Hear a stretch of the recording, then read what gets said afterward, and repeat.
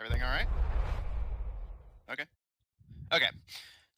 Hello, everyone, and welcome back to D&D&D&D&D, campaign number 1, Under Locks and Keys. When we last left off, the party, returning to Tortage, found that the town had been commandeered, for lack of a better term, by the Brethren of the Coast, the global coalition of pirate captains and fleets working together towards less of a better tomorrow and more of just keeping the black flag flying another day. Upon investigating, the party found that the pirates have been fleeing out of a fear and concern of a pirate hunter who goes by Saul, who has been burning and pillaging coastlines that show any support or even indifference to piracy, and slowly narrowing down places the pirates can possibly meet at. Running out of places to hide and their backs slowly being pressed against a wall, there's been whispers of retirement, but the Brethren of the Coast have one last ace up their sleeve. The Flotilla of Plundan, where, so it's said, every 100 years, they host the Doomspell Tournament, where this year, the prize being offered for the winner is the Spear of Ares, which Anna says is one of the acceptable keys and easy to find. In theory, you guys have beaten the hell out of things before. You can certainly do it again. Meeting a few of the brethren and their lesser captains, the party eventually formed a hesitant and shaky alliance with a few pirates. Brother Cancer, a young girl by the name of Erica Ray, who revealed herself to have been the party's benefactor from the beginning and hopes to get the treasure for herself, as she has no intention of dying for the Black Flag. However, the party has also earned themselves the good graces of Brother Ares, one Robert Schilling and his colorful crew, but in the interest of not ticking off either captain, the party instead relied on one of Paul's contacts, a lesser goblin captain by the name of Nifty, and their quirky, odd little goblin crew.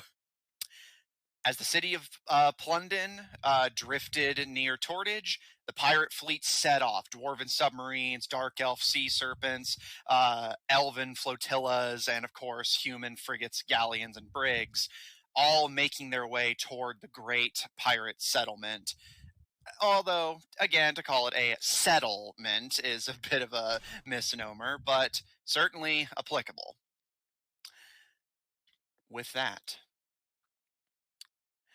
as mentioned, you guys are going a little on the slow side. Nifty's crew are pedaling to the metal, or at least to the wood at any rate, to keep the ship moving. I believe last session, Greylog, you said you wanted to run below deck to assist the goblins? That is correct. Okay, make me an athletics check.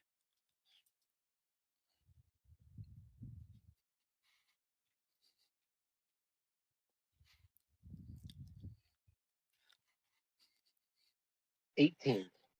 Okay. While that's happening, the rest of you, what are all of you doing? As Greylog runs below deck to pick up the pace a little bit.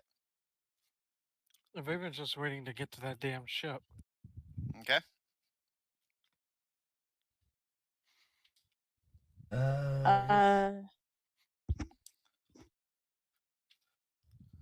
I will be preparing my my spells.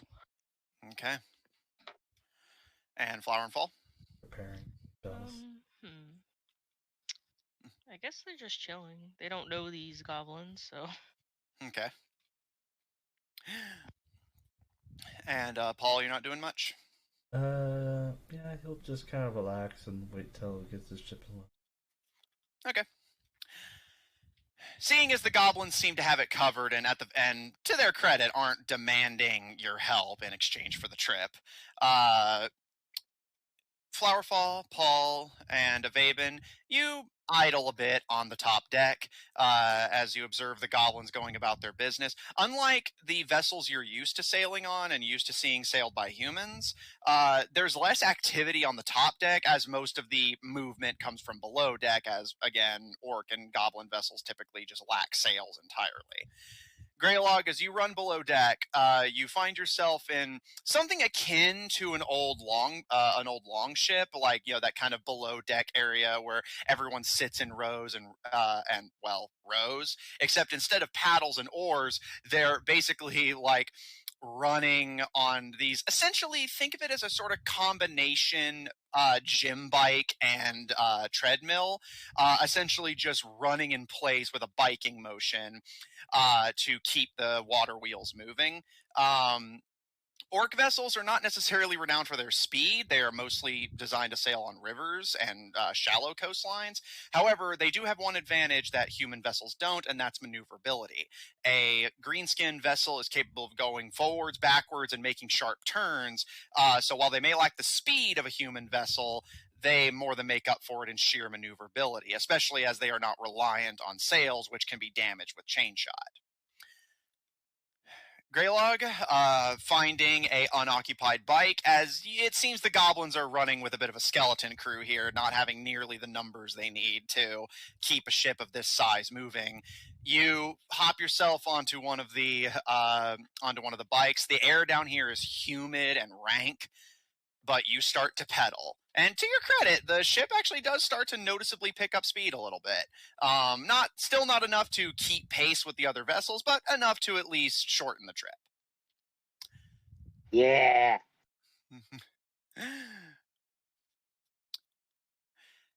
As all of you, those of you idling on the top deck, as now at this point, Greylog, you can't see what's happening. You can just see the staircase going up to the top deck where sunlight streaks through, and the just darkness, panting goblins, and smell of sweat, and the gasps for breath surrounding you.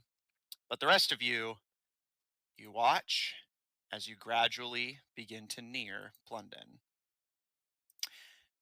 Before you, you see the massive flotilla, and you notice the closer you get, this sort of ambient roar just kind of hums over the tides. And while none of you are familiar with the concept, those of us in the real world would associate this as the hum of an engine, as if some massive beast is helping keep this unparalleledly sized ship moving. And as you all near it, you start to take in just the sheer scale of it all.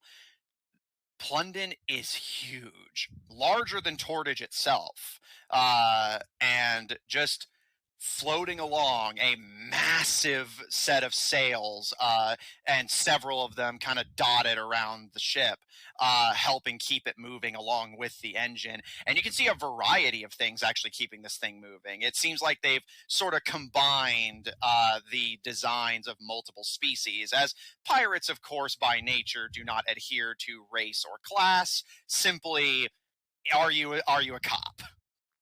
So with that, as you guys get closer, Paul, you can make out similar wheels to your own treading through the water. You can make out massive oars slowly cutting through the waves. Asari, you can see the massive sails that cast shadows and darkness over everything below them. Avaben, looking, you can actually see there's some movement below deck. It appears that Plundan does have some sort of creature similar to what the Dark Elves have going, helping to carry it along, although through the waves you can't quite make out what that creature actually is. And as you guys just take in the sight of Plundan itself, Flower and Fall, you direct your attention to the stern of the ship, which is currently to your left side. And as your ship's making its way towards it, you can see that the goblins aren't actually aiming for the center mass of the ship, which would be a bad idea with the drill mount on the front anyway. You see that behind the ship is just this huge fleet of ships. some ships in the air being pulled along like balloons, some in the water just drifting. The ships have not completely dropped anchor, so to speak, almost as if their locomotion just kind of helps amble Plundan along. And with the churning of the waves and the constant rocking, and you feel a little bit of seasickness start to set in, you find yourself wondering which end of Plundan is even the front, as it does not have a conventional ship design. It's possible that the ships are actually pulling it along and you just can't tell. But one way or another, you see the Dauntless and the Strong Arm making their way towards that center, well, not center, but the stern side fleet of ships that are all just jumbled together. And looking closer, you can see they're tied to the back end of the ship by just this net of just grappling hooks, ropes, and cables that keep the ships all attached to Plundan as it drifts along. And the goblins, last in line, unfortunately, begin to churn their way towards that center fleet. As you guys find yourself in the sort of center mass of this massive pirate fleet, even though the pirates are not necessarily out to get you, it's a very off-putting thing. Asari, you keep hearing distant shouts and gunfire, cheers of presumably drunken sailors, calls to order, captains trying to keep the crews in line. It seems like whether it's something about Plundan itself, the sheer amount of pirates that are here, or knowing what's about to happen and what they're fighting for, the crews all seem like it seems like the captains are having a hard time keeping them in line. And it is with no small amount of relief that Greylog, at this point exhausted, the goblins call for you to halt your pedaling, as about towards the middle, as this small ship kind of weaves its way through the larger ones, again having much more maneuverability than a traditional vessel. Those of you on the top deck, as Greylog, you just stop and catch your breath, as at this point the afternoon sun is hovering over the fleet. The goblins all grab for grappling hooks and ropes, and you can see Nifty themselves even pull out a harpoon gun, and they start just wildly throwing, or in Nifty's case, shooting these things, not just into the array of ropes, but essentially like tying themselves to surrounding vessels, to the netting of cables, and those who have a good throwing arm onto Plundan itself. And as the ropes, hooks, and harpoons of this goblin vessel are added to the metaphorical flotilla, Avaben, as you kind of take a look around squinting against the sun, it almost gives you the impression of, as much as the pirates fight amongst themselves, this kind of odd sense of unity, where no matter where the ships come from, who built them, or who's piloting them or crewing them, all ships are together, all ships are waving the same flag, even if there is slight variations, as it seems like most fleets have a unique design that separates which brother they work for. You can see that the jumble of cables and ropes gives this sort of sense of community almost. As you can see, crew members just happily, as if there's nothing at all odd about it, crawling via the ropes, not just to Plundan, but onto other ships, seemingly regrouping with people they know or just making new friends. This just almost sense of a plaza, except unlike a traditional hotel, if you lose your grip and you don't have fingers like fish hooks, there's no way someone swimming could keep up with this fleet. If you fall, you are left behind, most likely to drown. With that comforting thought, as the last of the grapple hooks and harpoons and nets are secured into place, this commandeered orc vessel being added to the unioned mass of pirate vessels, as next to you a dark elf sea serpent kind of like uncomfortably pulls at the cables, and the dark elves have to kind of whip it back into place. And on your other side, a massive galleon is starting to do the same as you guys, throwing grapple hooks and joining up with Plundan. The goblins, looking proud of themselves as Greylog, the ones below deck, start to file out and seem excited to get their first look at Plundan. You all have joined in with the pirate mass, and Nifty, as Greylog, you finally come out of the below deck rowing area to regroup with the Greenskins. Nifty looks over all of you and with a wide smile, "Welcome to Plundan." It's bigger than I thought. Biggest ship in the world. Yeah, I can see that. Well, don't let us keep you. You have your tickets. Just make sure you show them to the bouncer. We'll be in shortly after. We plan on signing up for the fights. Oh, Yeah. so do we. So yeah. The Nifty and the goblins all kind of look to each other, and eventually Nifty just gives you a polite smile, and, well, from one competitor to another, good luck. And Greylog, a goblin that you recognize as having been in the below decks area, this goblin with kind of wild frizzy hair from all the just humidity and sweat that was happening down there. Their clothes are kind of ragged and their eyes look bloodshot, and in addition to their already natural red. This goblin just kind of looks you up and down, Greylog, and sleep with one eye open. You too. You might want both.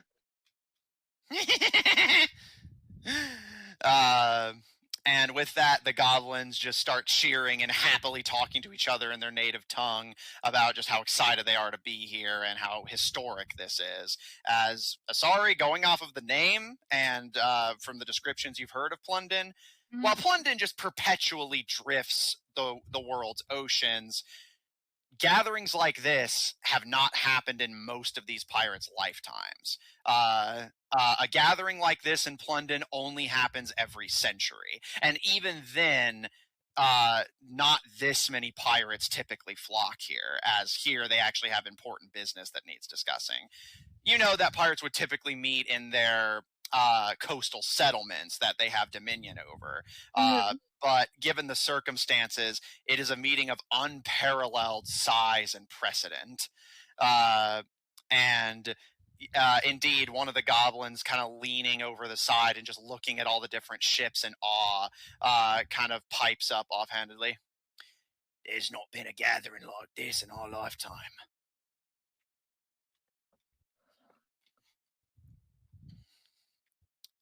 Sorry, we got confused on who was using the mic. Sorry, just kind of gives a solemn right about it.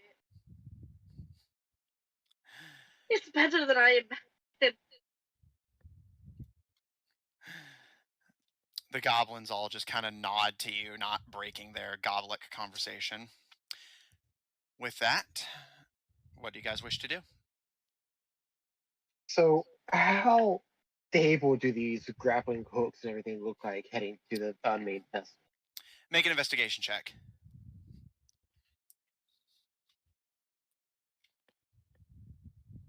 17. You can see they kind of occasionally like pull or nudge as, you know, waves come and go and the ships constantly drift. But because of the ships being stretched taut, whether by their own locomotion or that of Plundan, you still can't tell. From the looks of it, they're pulled taut, and these are like, you know, fairly stable ropes that are not liable to just snap at any moment. So looking at them, you're fairly confident they can take you guys' weight, probably even more than that, honestly. What more concerns you is as you kind of look around, again, you guys can occasionally hear gunshots and shouting from the surrounding ships. And at one point you see a sailor, just kind of spider monkeying their way up the grapple, seeming like they're heading towards Plundan. But one of their mates on the ship, whether angry at them about something or just drunk, you can't tell. You can see as they pull out their pistol, kind of line up the shot and fire, and the rope snaps as the bullet whizzes through, and the pirate just falls screaming into the sea below. And you can hear that ship just go up in wild laughter. I see they're already working on some of the competition. Oh yeah, it's something of a tradition. Well, I'm about to break tradition. Who wants to ride up to the boat? And he's going to wild shape into the giant eagle.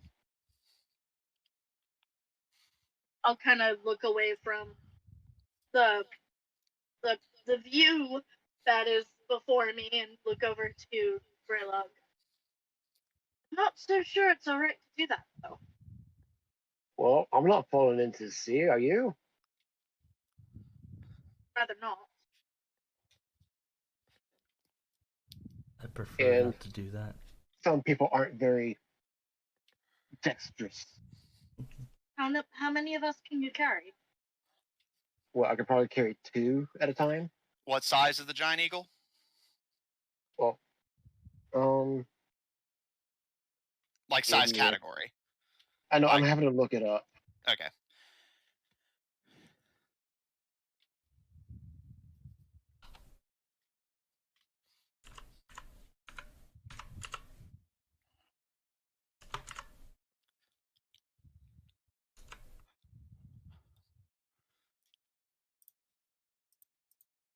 Large. Okay. I'll say you could fit 2 of the party members plus Flower and Fall if they choose to go with you as well. Okay, so that's everybody.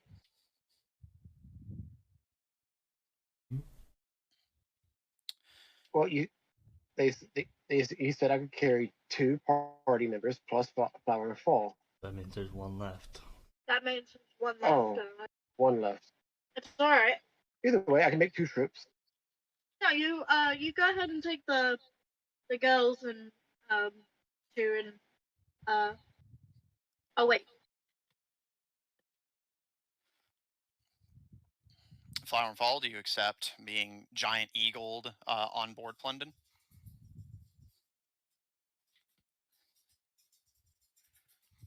All right, we'll come back to you. Paul, do you want a giant eagle ride? Paul will accept. He's like, he's nervous. Fine. And what, Flower and Fall? Saying, could I just not fly there myself? I mean, you can if you want. Just I'm asking what everyone wants to do. I'll just float there myself. It's fine. Greylog, as you lower yourself for the twins, they kind of brush you off, seeming content to fly there of their own volition. But Paul does accept the ride, seeming a little nervous and hesitant about it, but accepts. Avaven? Honestly, Avaven's dexterous enough that he could probably just climb there easily. So he could take the other 2 in one trip, and then Avaven will just catch up the old-fashioned way. Sorry, or you want to join Paul on Eagleback? Yeah. Sure. Sure. Since Vapen's not Since gonna if Avaven's not going to take the ride, I will. Okay. If Avaven's dexterous enough, and he has levitate in case he falls. In that case, Avaven, make me an athletics or an acrobatics check, your choice. Flower and Fall, You know what I'm gonna do. Oh yeah, I'm just making it clear you can pick. Flower and Fall, I'm assuming your flight capabilities aren't limited in any way that would prevent you from doing this. I don't think so. Yeah, just because I know for some of them it's like, oh, you can fly like this height and then you'll automatically fall. So wanted to make sure. Die. Yeah. Okay. Asari climbing behind Paul on Greylog's back. Greylog, you stretch your wings and prepare to take off. And Avaben, how'd you do? And which stat did you choose? Acrobatics and a 19. Okay. Greylog, you give a look to Avaben. Again, not able to talk in this form, but you see that the Dark Elf is already kind of looking at the grappling ropes and harpoon cables and kind of like figuring it out, getting a lay of how sturdy they are. And you're surprised when Avaben, still squinting against the sun, just grabs on and, similar to as the other unfortunate sailor had been doing, begins to spider climb his way along the ropes. And Flower and Fall, with one last look to the rest of your party, you fly off towards the distant ship. And Greylog, with the situation sorted, you prepare to take flight. Do you want to attempt to land in the same place that Avaben is going to end up and Flower and Fall are flying, or are you just going to kind of look for a convenient place to land, even if that separates you from the party? He's going to land where they're going, because right now, splitting the party is one of the worst ideas we could possibly do at this point. Yeah, you're surrounded by pirates, outnumbered easily, like a couple thousand to one, and you know for a fact. I have fought worse. And you know for a fact that these pirates are offing anyone they consider competition. Like I said, you fought worse. That's why I said, no, you haven't. Sorry, my other character has fought worse off. We haven't gotten to the You're thousands not yet. playing your other Yes, character. we have. No, we haven't. Well, okay, he's talking You about the just weren't birds. Yeah, the birds he's talking about. Cause I think Birds. there's like You mean What robots? bird? Yeah, the well, robot. the robot birds. Yeah, that's what I'm saying. Oh, the There were robot. there were other things other than birds. That said, Avaben, again, the ropes are sturdy and pulled taut, so you have little, other than the kind of ambient sway of being at sea, to worry about, and you're able to kind of monkey your way along the rope easily enough. Flower and Fall, being so small, you easily go unnoticed and dart ahead of Avaben. And Greylog, as you fly free with Paul and Asari on your back, you can hear some of the surrounding ships, some like calls go up. Some pirates like cheer, like just easily impressed by how cool this is. However, Asari, you swear you can hear a few pirates from the Dark Elf ship to your right yell to each other about how in any other circumstance that's dinner. Yeah, I also, like to see you try. I'm Greylock- gonna do fireworks like I did from my mom. Oh my goodness. I'll say, Greylock, you probably would notice, Paul is kind of holding on to you, like, very tightly. Like, his hands are, like, almost pulling feathers off if it came down to it.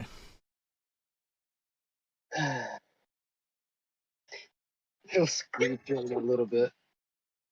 All right. Greylog kind of giving a discomforted sound as Paul just tightens their grip, seeming a recurrence of their fears from Levant. Asari, what effect, like what spell or item are you using to do the fireworks, just for my reference? I was gonna do prestidigitation. That's not fireworks. Okay. Hang on. I don't even know what I have. You just you This say is it like, I'm gonna prestidigitation. do That's this. cleaning. Wait. Yeah, you guys have got to stop saying so confidently what you want to do. Actually, I can do prestidigitation because I can make colors on a surface, and technically the sky is a surface. That No, absolutely is not a not. surface. not The a sky is a surface. surface. You can The- cast it on Greylog's feathers. I will say it does Oh. let you make a shower of sparks. Okay. Should be a little underwhelming, but yeah. So not fireworks, more like sparklers, but you can do that. Great, fuck you on his feathers. Using your magic, you create colorful sparklers in your hands and make the eagle below you significantly more colorful. At this point, there's too much white noise to tell if you got a significant reaction or not, but you feel pleased with yourself nonetheless. I'm having fun. That's all that matters. It's like so confidently. I'm going to do this. Wait, can I do that? Do I even have that spell? Am I playing a spellcaster? Am I playing? Listen, I don't know anything right now. I'm on a cloud. All right. Flower and Fall, you reach the end of the rope, literally speaking, first. But they weren't on the rope. Well, yeah, but they're following it to get to where they end off at. With how huge Plundan is, you can't just go from sea level to the top deck of it. Indeed, the top deck towers over you, and you can't see what's happening on it. What you see instead is that the various ropes and cables all kind of tie to each other wherever feasible, and eventually the amount of cordage decreases and decreases until finally you guys get to the end of the rope where it all ends off at this sort of balcony that kind of comes up about halfway up the ship, enough to be well above sea level, but not so much that it's completely out of the reasonable reach of the sailors below. And Flower and Fall, as you fly up to the top first, you can see that you're not alone up here. Several other pirates are already here. Some are just drinking and enjoying the view. Some seem to be waiting for specific friends of theirs to get up the ropes. But the figure that kind of most immediately catches your attention is you're approached by a dark-skinned sailor in a tricorn hat and kind of just humble leather clothes. As they approach you. And as they approach you, you notice they walk with a very distinctive limp, kind of almost having this penguin waddle. And you notice that one of their leather sleeves hangs completely empty, seeming to be just missing the arm entirely, no hook hand in sight.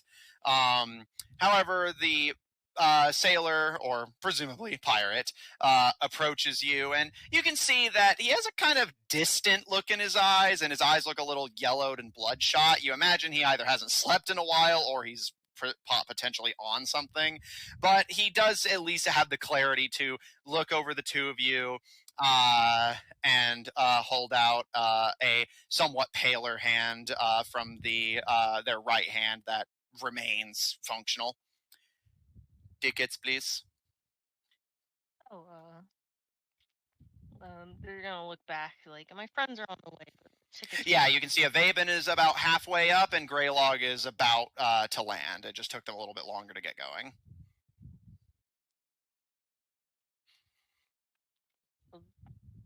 They'll gesture to their friends whenever they pull the tickets out.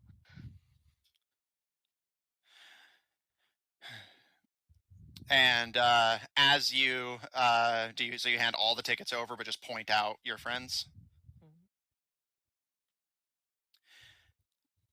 As he takes the tickets and kind of looks them over, holds them up against the sun, presumably to check them for something, he eventually gives a nod, but I'm sorry to say, Miss and Miss, that you have given me here 5 tickets, but there are 6 of you. Oh, because he mind. Oh, because of the twin thing. Well, this is unfortunate.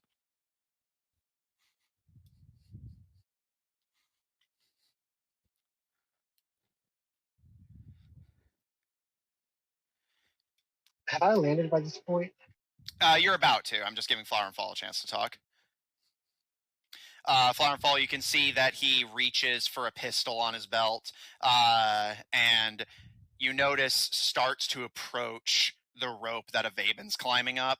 And if you wish, I can correct this error quickly and allow you inside. Oh no, that's fine. One way. So, what to do? Well, I'll say at this point, Greylog, you come in for a landing. Thankfully, this balcony, again, is rather sizable, like easily like a port in and of itself. And you're able to land on the balcony. And as you do so, the pirate immediately turns their attention away from Flower and Fall and approaches the three of you as Greylog, you land. And Paul and Asari, you see this pirate kind of waddling towards you. I'm sorry, all airborne creatures and vessels need to head to the top deck. At this point, after they get off, I'm going to revert form. He kind of like stares at you for a moment, his expression still just kind of blank and lifeless. But after a moment of consideration, I'll allow it. Tickets. Oh, wait. And he looks to the twins again and gives the three of you a nod. Your tickets have been provided. Welcome to Plundan. That's good. No, However, we still have that one issue with the not having enough tickets. Well, you don't. I would Yeah, have heard that. no, Yeah, you you would don't not know have. that. You just arrived. It wasn't that And- far. You were there, still. Jeremy. Get There's over it. there's a bunch of screaming and shooting happening around you. You're not gonna. Oh, good point. I forgot about that part. But he does nod towards the twins, and Amanda. there is a small issue of head count. You have provided me 5 tickets, and there are 6 of you. My offer still stands to reduce your numbers and allow you entry into the city. As tempting as that is, we only have 5. That little girl over there, the one who presented the tickets, I assume, is a twin of mine. He turns back to you, Flower and Fall, and do you have proof of this? How would we prove it? Okay. Here. Somebody give him something, and I'll have Fall go over there. All right, I will give him the hammer that's in my backpack. All right. He kind of takes it and looks over it curiously, but gives a nod. So Fall, before it's being handed over, you're walking away but leaving Flower behind. Yes. Okay. So Fall, you start to fly away, leaving Flower behind. As Flower, you see Asari hand the man a hammer, and he kind of looks over it curiously and gives a seeming understanding nod, and then hides it behind his back.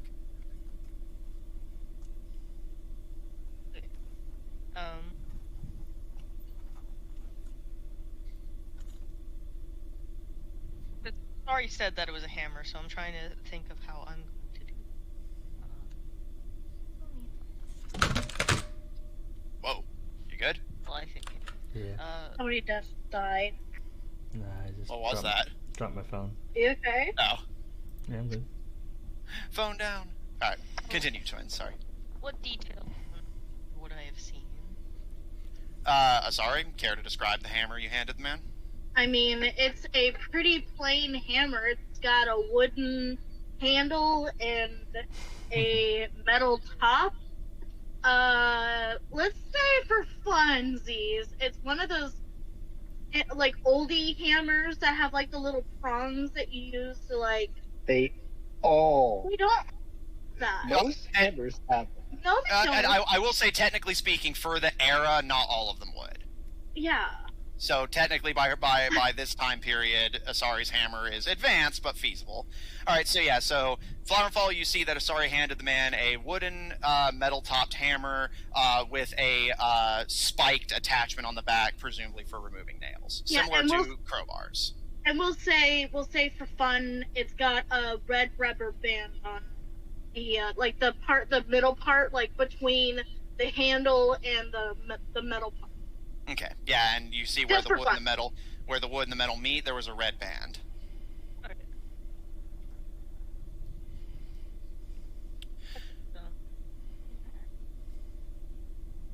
Flower or Fall speak up, and And returning to the group, I assume. yes. Okay.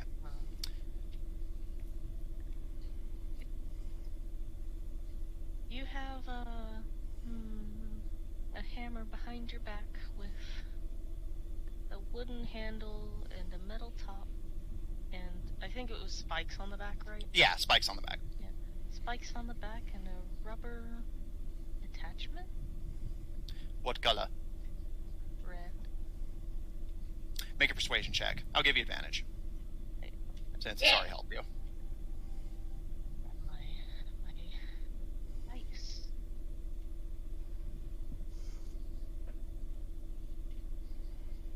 Check my modifiers one moment. No.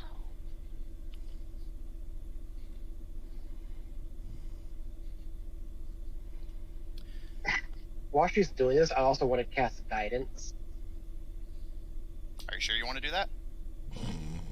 Like, I'm just gonna, like, tap her on the shoulder as a you got this sort of thing. You should do that. It's like, because it's the vocal stuff, right? So that's Yeah, what he's saying. It's a yeah. So you might have to. Yeah, there is. So basically, do you want to, as Flower and Fall are trying to prove their latent magic, do you want to cast a spell in front of the sailor, which could, in theory, convince him that you guys just magically gave Flower that information? Oh. Yeah, it's like it's like, Oh. it's like there you go. Good point. Never mind. He's not gonna do that. Yeah. Generally, whenever the DM says, "Are you sure?" think twice about it. Yeah. Twins, how was your roll? Remember that you have advantage. Oh yeah. I need to do it twice. You got this. Okay. That was not guidance. Second roll was better, luckily. 16. Okay. Greylog, you go to give the twins a quote-unquote subtle pat on the back, but recalling that you would have to say the spell out loud and the pirate is watching you all fairly closely, even though he seems to be inebriated, you don't want to test your luck and allow the twins to convince them on their own. But the man kind of mulls it over, glances at the tickets again, gives all of you one final look over before nodding. Not often we see twin minds at sea. Welcome to Plundan. And Avaben, at about this point, you reach the crest of the rope where all of them unite and knot around this, like, essentially anchor that's hoisted above the balcony and held in place by what appears to be shark teeth. And you just lightly drop onto the balcony and see that the party is grouped around the one-armed sailor who is pocketing the tickets, but gives you all a nod. And please see any of the doormen or the captain if you have any need of your tickets again. But I will not forget your faces. Who do we need to go see? What was his name? Um, Didn't write it down like a dumbass. I even rolled to see who was the guy we needed to talk to. Roll a history check. I didn't write it down like a dumbass. I'm sorry. could I roll as well, trying to remember? Sure, roll history. Feel bad. I got a You're fine. 12. Okay, 12. 16. Nice. Avaben, you recall that the party needed to speak to the captain of Plundan in order to actually secure a place in the tournament, but you can't remember his name. Greylog, you do recall that their name was Captain Merrick, but that's all you were told. Captain. Where could we find Captain Merrick? The sailor gives you a nod, and the captain's quarters is toward the center of the ship. If need be, I can provide you an escort. Yes, that would be greatly Yeah, appreciated. that would actually really help. Yeah. Of course. Just a moment. And with that, he kind of gives a... And you see another man on the other side of what appears to be a massive set of double doors, kind of jolts in his sleep. You can see that he appears to be a human man with long, scraggly, kind of blondish hair, but it appears to be going gray, dressed in woolen clothes to keep them warm. And he's just seems like he was just kind of sleeping against the wall near the door, but got jolted awake. Please check for tickets. I will return shortly. And with that, he kind of nudges his way through the set of double doors and disappears from view for a moment. All of you are left on the balcony, surrounded by pirates who, again, are just drinking and enjoying the view of the fleet, or milling about, waiting on their friends, or just talking on the balcony. The pirate that had been woken up to take the doorman's place while he's away kind of gives a and slowly hoists himself to his feet, seeming not quite as dedicated to the job as his buddy is. Although, again, given that his buddy's on stuff while doing the job, it appears the doorman is not a very popular job. But he just kind of stares at all of you blearily, and then just kind of turns his gaze to any incoming sailors who need their tickets tended to.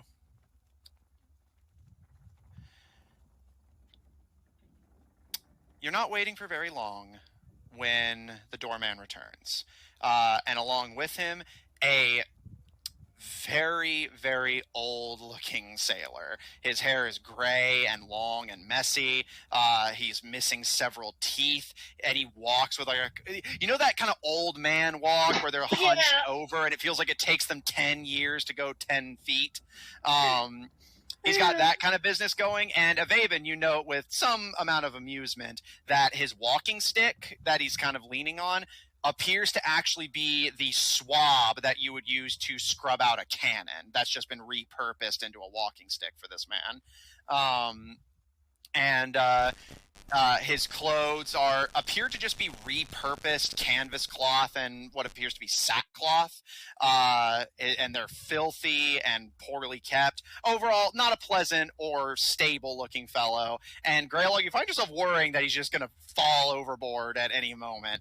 But eventually, he does give you all a very kindly smile, though you notice his eyes are beady, dark, and intimidating despite his age and seeming frailty.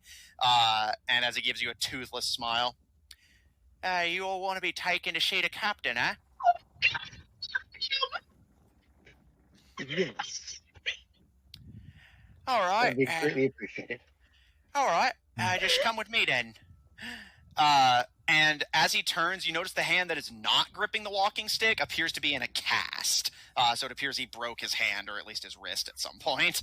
And when I say cast, it more seems like the pirates just took rope and tied it tight enough to act as a cast. It works. And using his walking stick to nudge the double doors open, he gestures with his broken arm for all of you to follow. Question. What's up? Does it look like it's splinted properly? This is killing me. Make a medicine check. I hate to ask you this, Jeremy. Can you do it for me, please? Plus, I don't know what your modifier is. All right, hold on. I got it. This is why you don't do things Plus here in D&D. So she got a 13. Okay. From the looks of it, they appear to have put some wood to act as a splint, but it's kind of... It looks too small to be a good splint, but it at least seems like it's basically functional. You imagine his arm will heal. It just likely won't set perfectly. It's possible that he'll have some weird joint issues after this injury passes. A generous 13. Probably fix that up for you properly if you want. What, this? Yeah. It's not that big a deal. I can make do. I mean, I'd hate for you to not be able to use that arm properly. Well, if you insist. You got some kind of salve, something I need to drink? No, this is really, really, really going to So I'm gonna take off the splint. I'm gonna do everything. I'm gonna try to set it properly, and then properly do it. Great. She's Well, the going to kill archaeologist our apparently guide. knows medicine. Hey, I'm a doctor. You're not that kind Yeah. of doctor! Yeah, but you still have to like know shit. Roll medicine. Okay. You still have to know shit. Nope. Like, She don't got this. That was an 8. Medicine. Bullshit dice is going to I was jail. about to say, has Asari turned into Lucian? Yeah. Asari, briefly channeling the spirit of a medical doctor from Yav, you take the old man's comparatively tiny and frail exposed wrist in your massive claws, and the moment you go to set it, several thoughts occur to you in rapid succession. One, this man is very old, ergo his bones are incredibly brittle. Break this man. Whoop. 2, you do not know when he got this injury, how he got this injury, or how long it has been. Ergo, you do not even know if it is possible to set something that may have already healed in place. And finally, you didn't think to ask those things before making to do this. And as you go to essentially break the bone out of its current position so that you can set it quote-unquote properly, the moment you do so, you guys watch as the old man's wrist is effectively bent over backwards, and he gives a "Ah!" and fucking pulls away from Asari, and immediately all pirates look towards the scene as the old man just almost falls ass over kettle into the wall, and I'm just gonna note that Vaben face palms hard. I'm just trying to help. I'm sorry. I did tell you it was going to hurt. Fuck! Can I just cast Cure Maybe Wounds you on this should poor leave guy? this to people who know about this stuff, and not people who know about things that you know about. Yeah, you study dead people at best. Sorry. Can I cast Cure Wounds on this poor guy's wrist? Sure. I am Greylog. so sorry for that. Trying to help. She meant well. Yeah. I honestly forget how big I am. Let me see if I can get this to come through. Oh, yeah. Greylog, you approach the man, and he kind of panics and starts pulling away from you. But you take his wrist and cast Cure Wounds, and while it does not heal the brokenness, it does ease the pain, at least to some degree. And he kind of,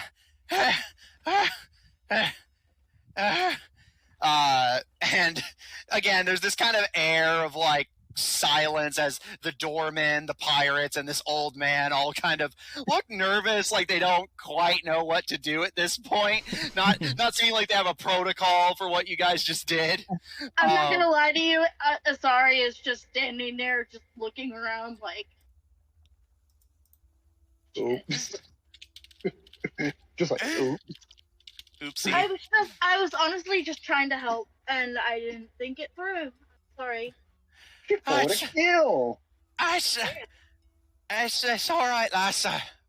I'm really sorry. I feel Like you forgot which character you were playing today. I honestly don't know where I am. I think she did forget. Fuck! Wasn't expected to take something like that outside the ring. In fairness, I did warn you that it was going to happen. Yeah, He's just gonna look to Asari, just like, I think it'd be best if you just, I thought it just happened. I whatever this forgot to ask a follow-up question, alright? Jeez. All right. That's enough. My friend, head to the infirmary. The surgeon will see to you. I will find the 5 of you a more... And he kind of glances to all of you, Greylog, Asari in particular, before... firm guide. And with that, he disappears along with the old man behind the double doors again. You can see everyone looks a lot more alert now, and are kind of just looking at the five of you curiously, and whispers are starting to fly among the crowd. Haven's like, just going She's to. doing one of those things that you do in like awkward situations, like you're blocking your face with your hand, like. Mm-hmm. Haven's just gonna like to sorry and be like, okay, with all respects and I think your pleasantries, respect is not something. with all respects and pleasantries involved, don't take this the wrong way. Maybe try not to do anything like that for a little bit. I was just trying to help. I only forgot to, ask follow-up questions before he was like, "Here's my arm, matey." It's not really all my fault. I just forgot to ask follow-up questions, which, explains why I didn't get a good grade on my thesis. Maybe it's just gonna be like, I'm just saying, maybe leave the healing to the people who know healing, and you stick to your strengths. My friend, if I did that, I would just do nothing but study. I'm just trying to help, alright? Well, these aren't exactly the kind of people you want to be causing too many scenes around. Wasn't exactly trying to. I was trying to be nice. I just forgot to ask follow-up questions. Jeez. I'm just one saying, mistake. let's just try to stay out of trouble. Until That's why we I'm need mentioning to it be in now, trouble. so it stays one mistake. She just kind of rolls her eyes and sighs. Well, at least they didn't kick us off the boat. Yet. Yes, let's keep that as a Just- yet. I guess I'll just not be nice. But we're trying to be pirates. We aren't nice. Have you ever met a nice pirate? Have you ever met me? I'm not exactly a I'm sorry, just completely misses the point. That's archaeologists for you. They like rocks. We don't look for the point. I do. I like rock. I like. I've done. Apparently try there to was something avoid on point. those rocks. Probably. You guys are kept waiting a little bit longer this time, but not too long, as eventually the doors are opened once again.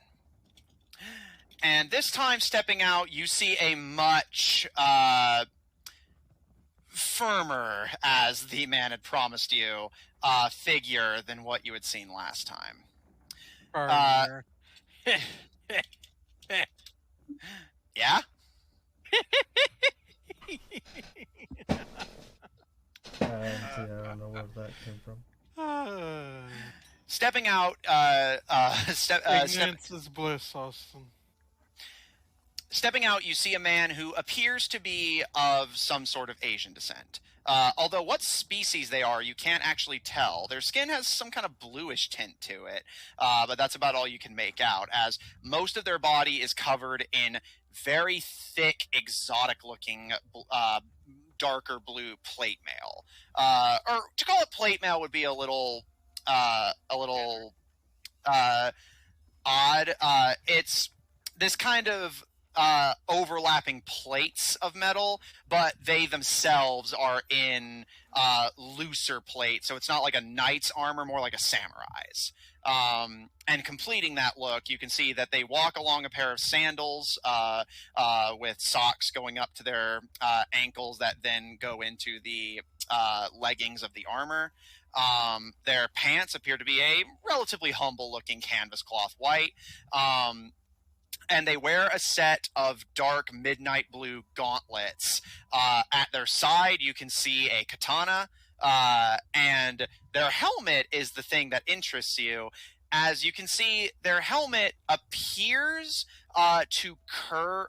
It's, again, kind of like a knight's helmet, but instead of, where you would expect like the feather to be, it has this horn on it that curves outward, almost like a foot into the air, and is tipped in this almost wrench-like shape. and you can see that lining the center of the helmet is this kind of metal lining with which you can see various other tools that are kind of Swiss Army knifed into the base of the helmet.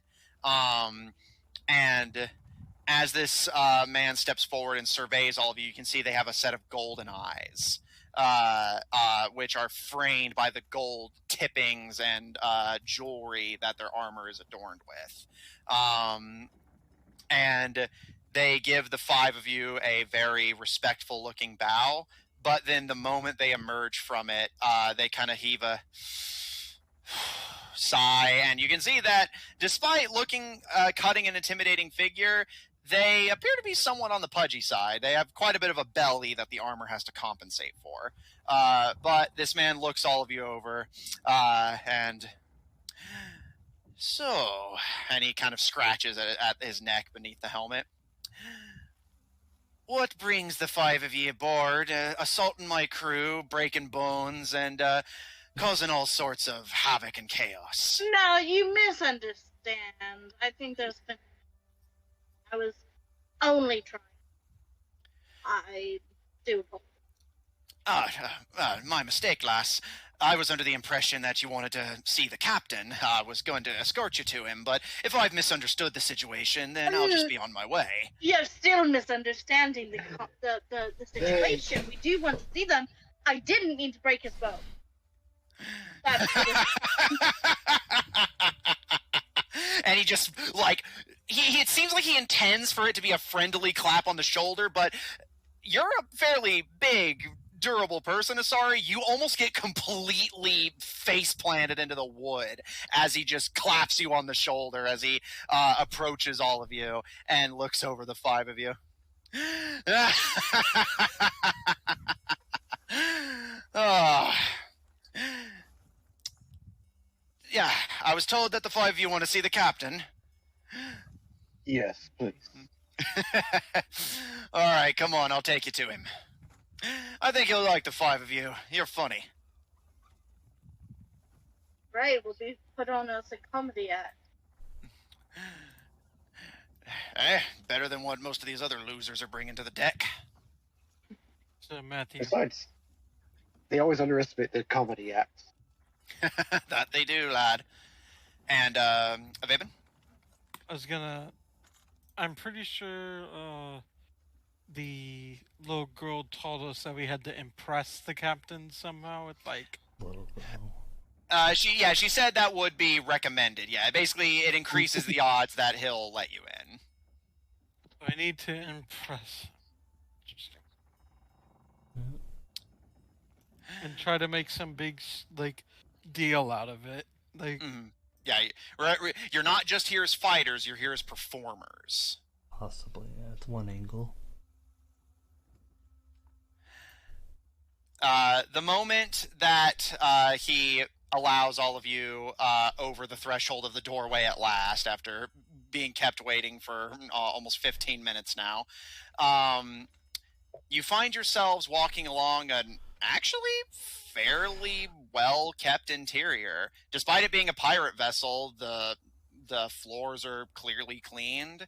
The walls are lined with occasional paintings, likely stolen, but no reason to dwell on that. And various just niceties and baubles on display at various tables that you notice are kind of secured in place so that the rolling of the ship doesn't cause any issues. As this blue figure guides you all through the halls, you eventually find that the design of Plundan appears to be thusly that the whole ship essentially has a circular design that goes around the center, and then has areas jutting off to the side. So as you're being escorted through the interior of the ship now, the door almost immediately cuts into a fork in the road, although the blue figure takes you to the left. And as you do so, you notice that on your left side now, there are just a variety of different doors that appear to go to different places, but there's no doors on the right, except for at one point, after you've been walking for quite a while, you see that there's a massive set of doors and some smaller ones off to the side of them. And as he escorts you through, he kind of looks over his shoulder and kind of looks at all of you curiously. Well, you certainly make an impression on the crew. Just remains to be seen if you can make the same on the captain. I'm Nitro, by the way. First mate and head engineer of Plundan. And he holds one of his gauntleted hands out to all of you. I'll take it firmly.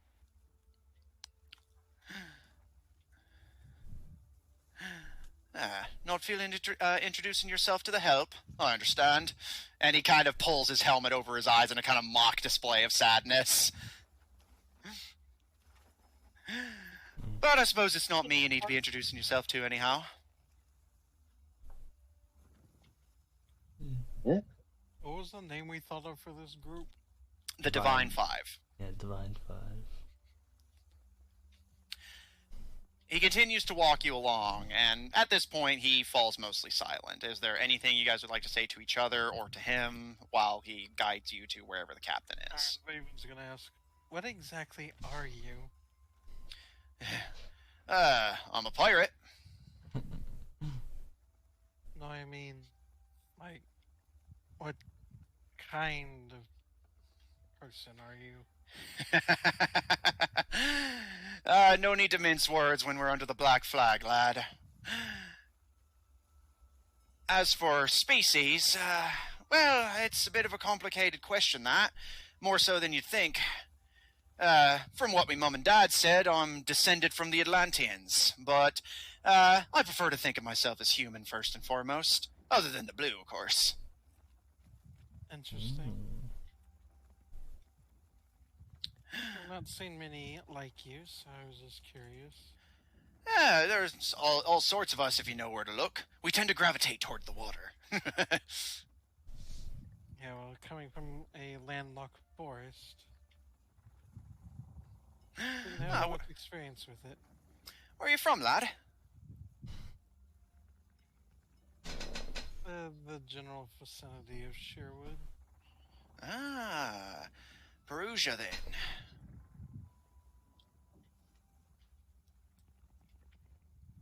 Yeah, I believe that falls under, what's his name? Ares, right?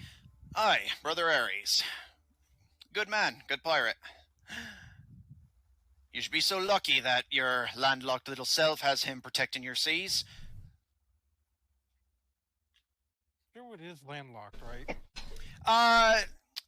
Your village is.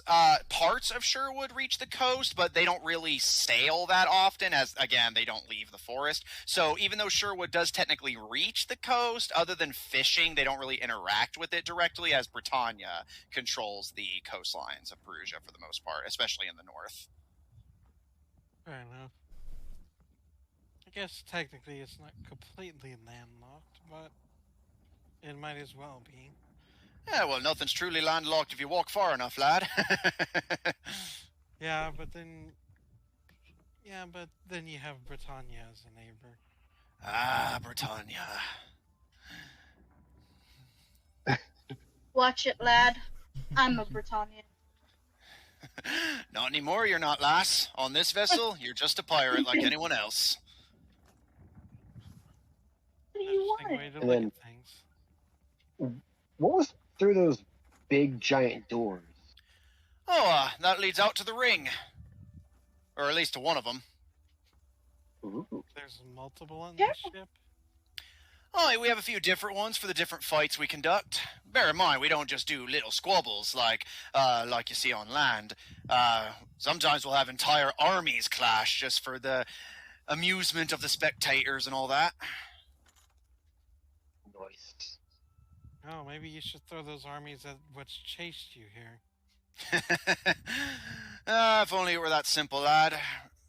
If it was as simple as have enough cutlasses and enough cannonade, probably wouldn't be in the spot we're in. But the brethren will see us out of it, I'm sure. You haven't heard the rumors that some of them are just looking to run to the hills, as they like to say. Aye, but someone braver or dumber will take their spot, and I'm feeling good about it, honestly. I guess pirates have lasted this long, Aye. despite literally everybody in the world trying to kill them. Aye, aye.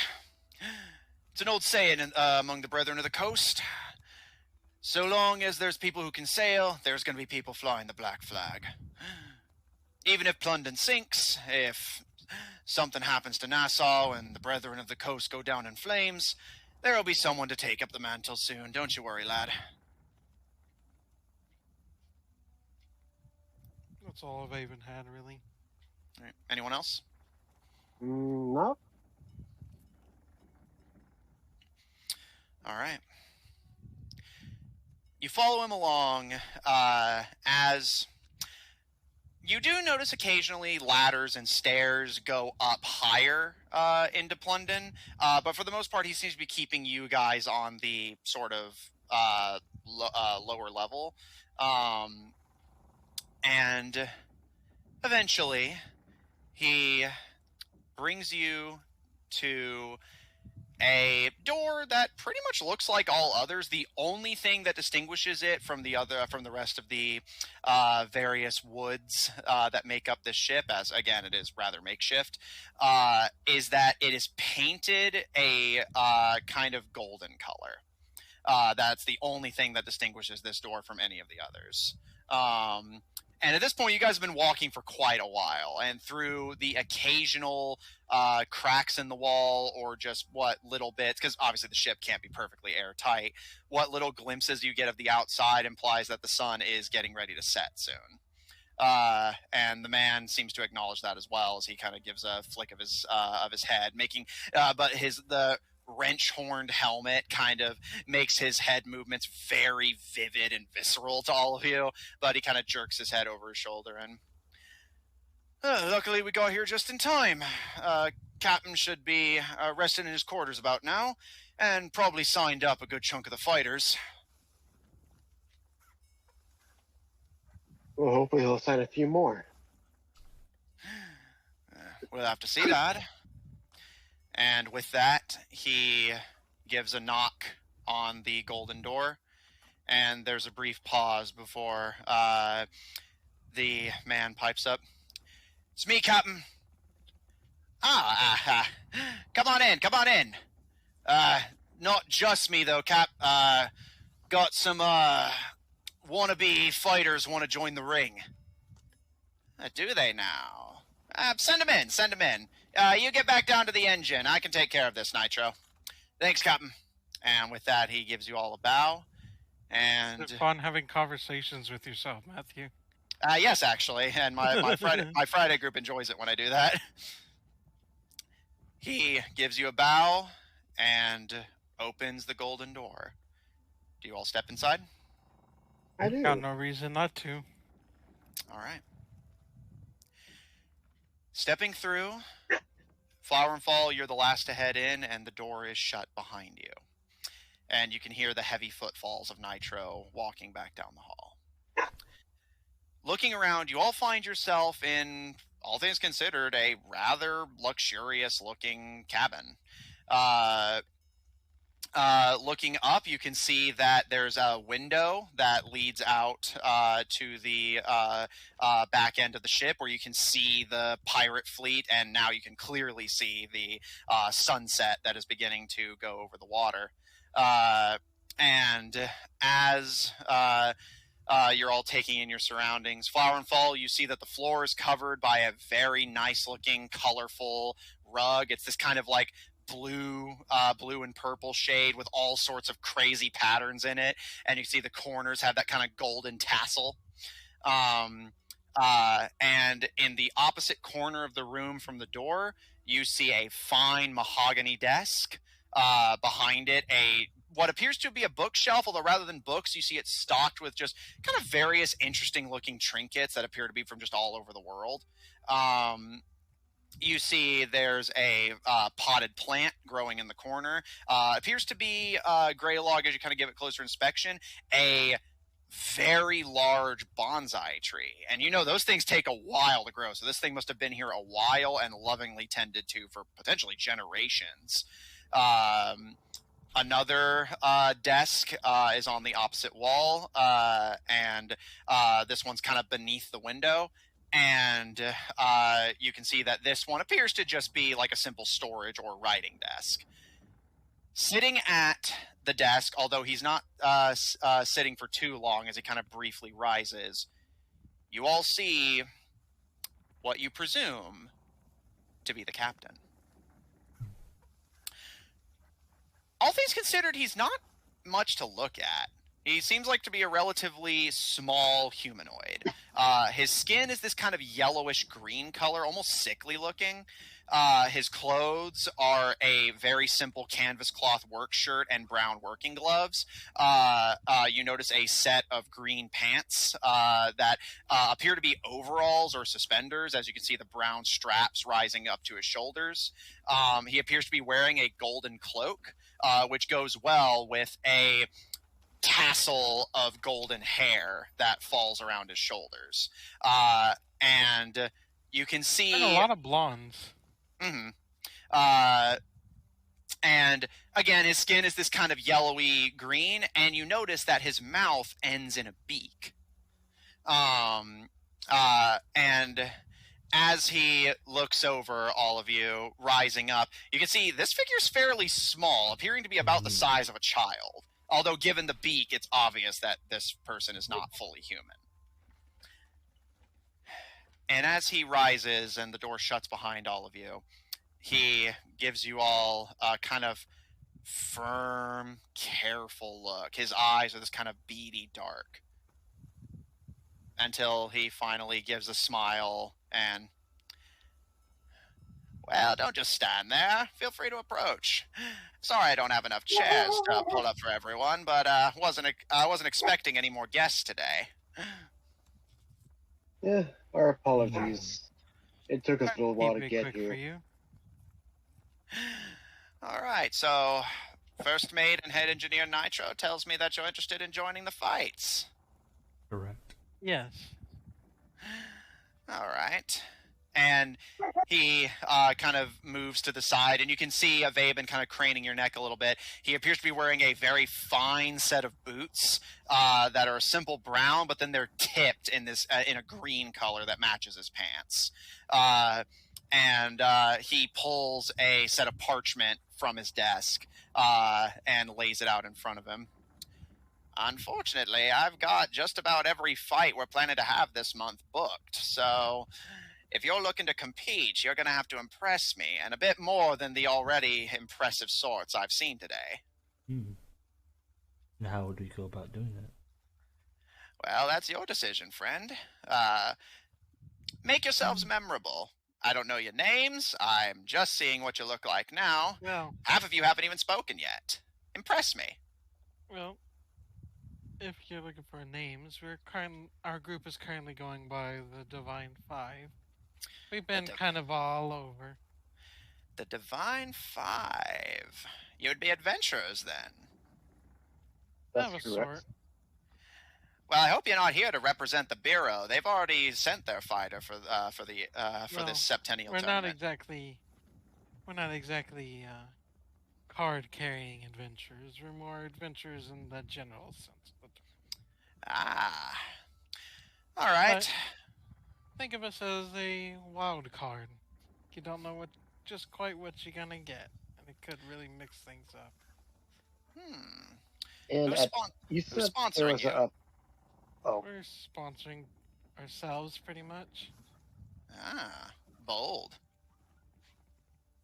We like a good challenge.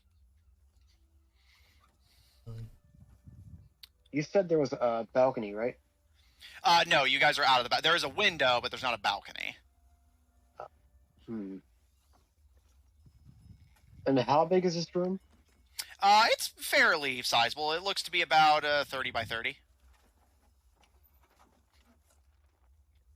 The giant eagle might be a little bit too much for this room. I mean, you shapes, right? So he'll turn into a python. I'll wear him around my neck like a bow.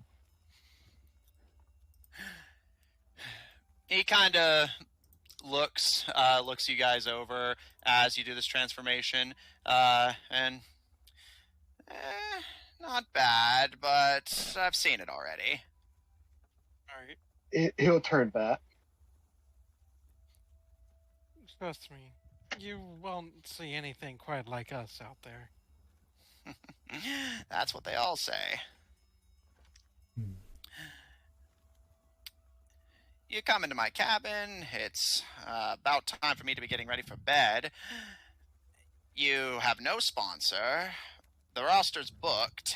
And you still haven't introduced yourselves beyond your admittedly not terrible team name.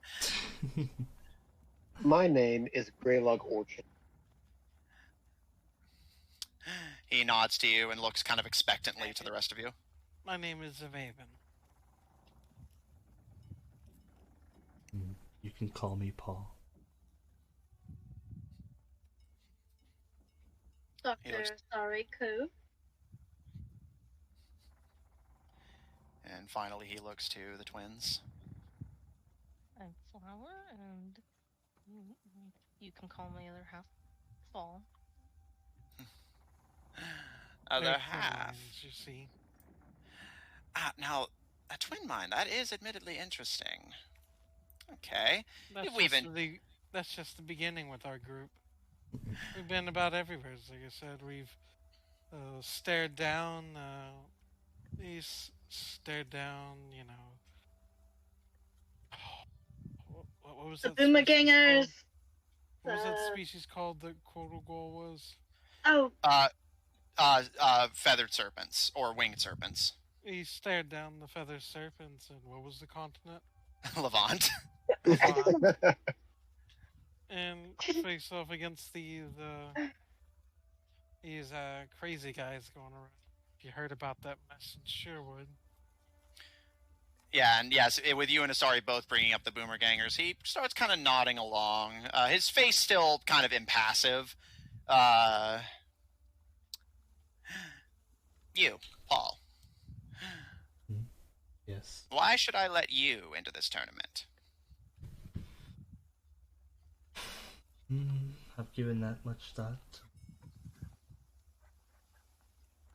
May I ask what, if you were looking for a particular type of group, what would that be? Well, that would just give the game away, would it?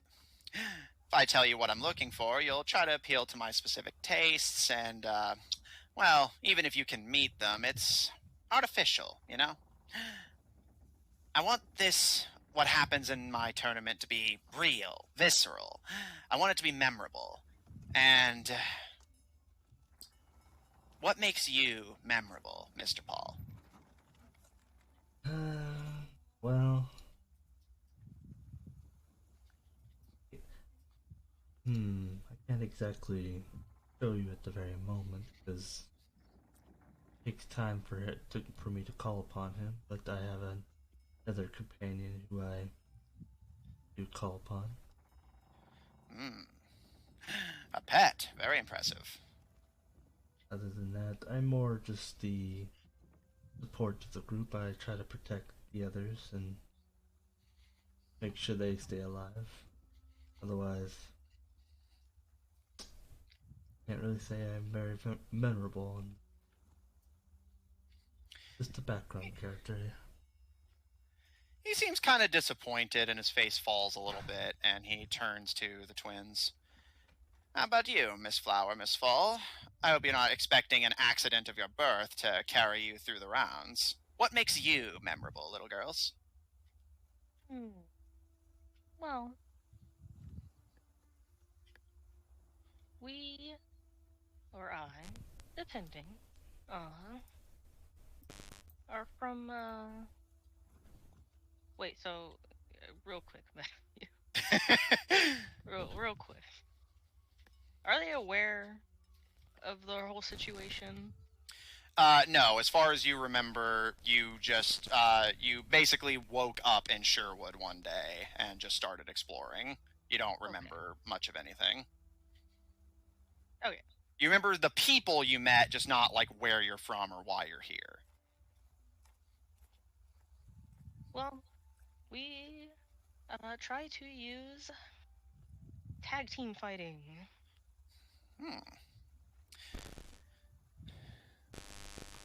Austin, there's a little bit of static from your mic, bud.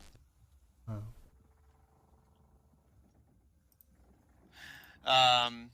He kind of ponders this for a minute, and tempting. He kind of looks back at the roster and looks over, and admittedly, we don't have duo fighters all that much, but he kind of leans back in his chair and looks over all of you, and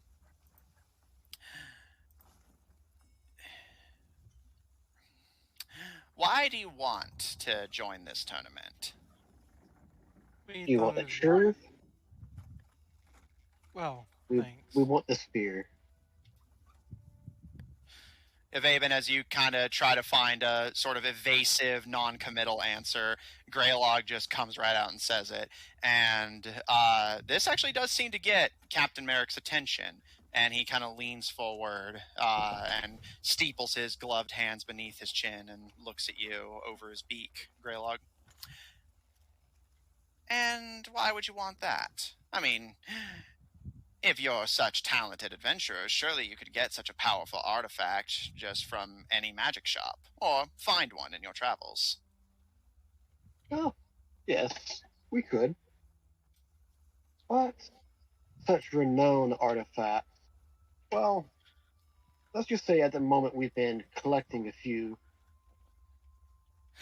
Now, see, that's interesting.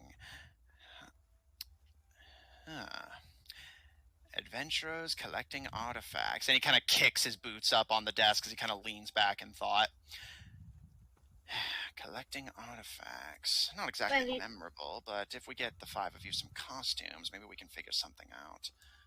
But just think, how many people do you know collects artifacts of the gods just because he can?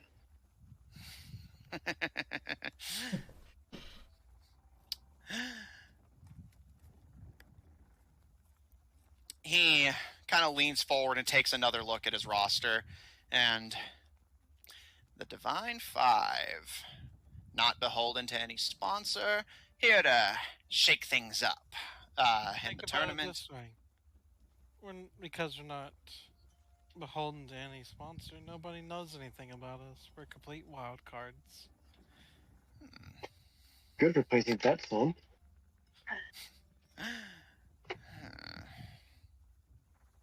And what's a better way to make things more interesting than somebody that nobody else knows? I mean, there's a good chance that everybody knows who everybody's going to use in this, except for us. And he kind of leans back forward, putting his boots back beneath his chair, and gives all of you a very firm look over. Evaben, make a persuasion check. Persuasion. What do I get for persuasion? I get +3 for persuasion. That was the wrong dice. I rolled a d12. D20. Dirty 20.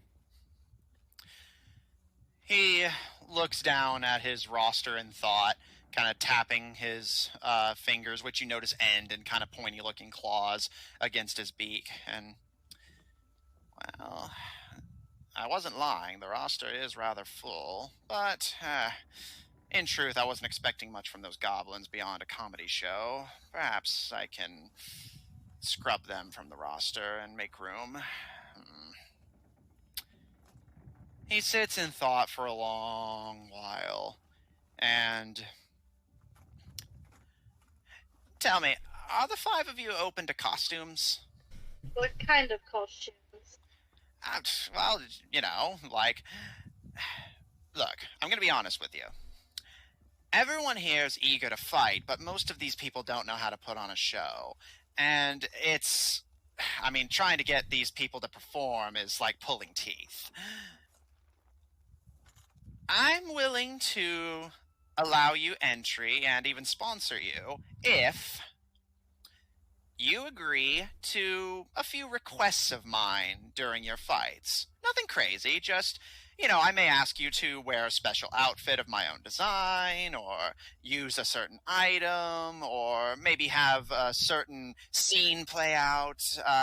Surely you've seen this in other arenas, with as globally traveled as all of you are. Sometimes arenas will have staged fights, where they know how the result's going to be from the beginning, but they're trying to tell a story. It's a bit like that, except here it's very, very real. Now, I assure you, nobody's ever died in these tournaments. At least, not recently. I will do everything I can to ensure your safety. All you have to do is be willing to be amendable to my requests for your fights, and do your best, and put on a show. That's fun, actually. The only stipulation: don't ask us to throw a fight.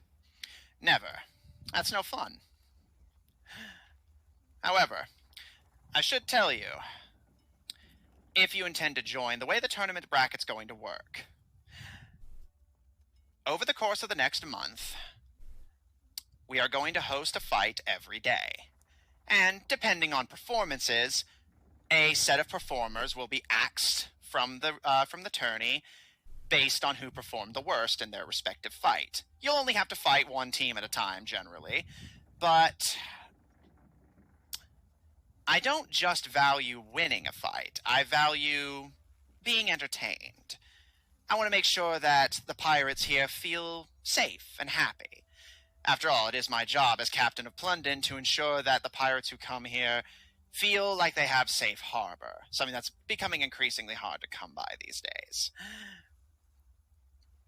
Be amendable to my requests, wear costumes when I ask, maybe put a scene together if I have an idea for one, and I'm not going to show you any favoritism, but if you can ensure that you're at least entertaining, I can almost guarantee that you'll have a shot at the prize. Yeah, Do we have a I deal? Sounds good to me.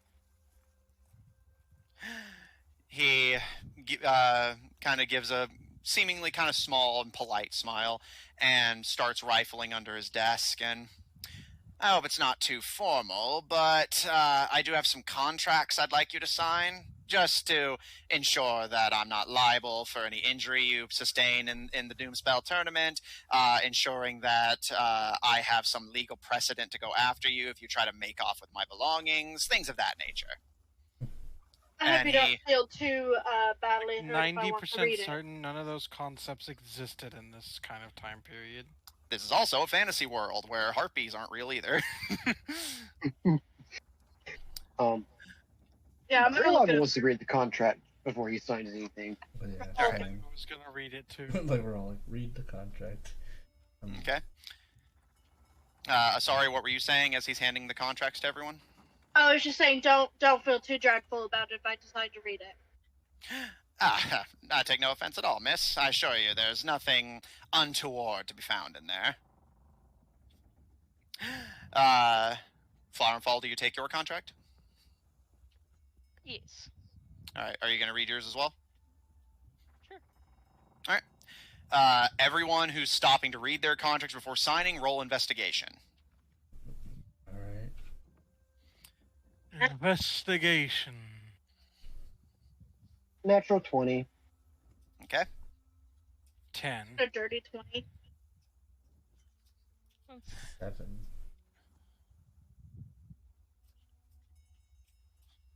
Minus 1, oh no. 7. All right. The 5 of you, again, not really being much place to sit. Some of you can find a seat on one of the desks, but there's not really much in the way of place to sit. Thankfully, the contract itself is actually only a single page and not even double-sided, so it's not a super long read, but you all take the time to read it thoroughly. Skimming over the contract, It appears that, Paul, you are grateful to see that it does not seem like they expect you to follow the Pirates Code. It appears this contract is separate from the code of conduct typically employed by pirates, given that the tournament is technically legally distinct from the Brethren of the Coast. As you know, there are several other criminal organizations at work here. Looking over the contract, Avaven, Flower and Fall, and Paul, you give it a once over, and overall it seems relatively understandable, albeit the legalese gives some of you a headache. For the most part, it's basically just saying, as Captain Merrick had said, that during the duration of the tournament, any form of essentially sabotage conducted on other teams, if caught, will not be tolerated and will result in immediate expulsion from the tournament. Do not be caught walking around the halls of Plundan after night, or rather after nightfall, as that is purely for the people working the ship, and they do not want the audience or tournament fighters wandering around at night. So yeah, don't get caught sabotaging another team. Don't get caught wandering the ship after dark. Pretty much, when it comes specifically to the fights, you have to listen to Captain Merrick's, and here he actually lists his full name as Imamu Merrick. The fighters have to at least attempt to the best of their ability to follow the instructions of Imamu Merrick for the duration of the fight, as it is his discretion who does or does not continue in the tournament brackets. And this contract will only be voided on either the death of Imamu Merrick, the death of the party who signed the contract, or at the end of the tournament, which will be in a month. Greylog and Asari reading over it, you see pretty much the same stipulations. Again, don't go out after dark, don't get caught sabotaging the other teams, listen to the captain, at least when it comes to the fights, and you cannot break the stipulations of this contract until either one of you is dead or the tournament is over. Any failure to keep up with these rules will result in expulsion from Plundan, which, Greylog, from what you saw, is pretty much a death sentence. However, Asari and Greylog, you both catch something the rest of the party misses. A, as mentioned, when they say expelled from Plundan and the tournament, they mean they're going to kill you. They use legalese, but you're positive that's what they mean. So breaking these rules will result in being killed. But also, Greylog, you notice that every time they mention a rule, don't go out after dark, don't sabotage the other teams, they always specify if you are caught. The contract is specifically crafted in such a way. Sorry, you think this might be the case, but Greylog, you are positive. This contract is written in such a way to make it to where the teams are allowed to sabotage each other and wander the ship at night to presumably fuck with each other, as long as none of the crew or guards see you. That's what I thought. They want you to attempt it. To see just how good you are. Yeah. So basically, the teams can sabotage each other, even if they get busted for cheating, they just can't get caught in the act. Okay.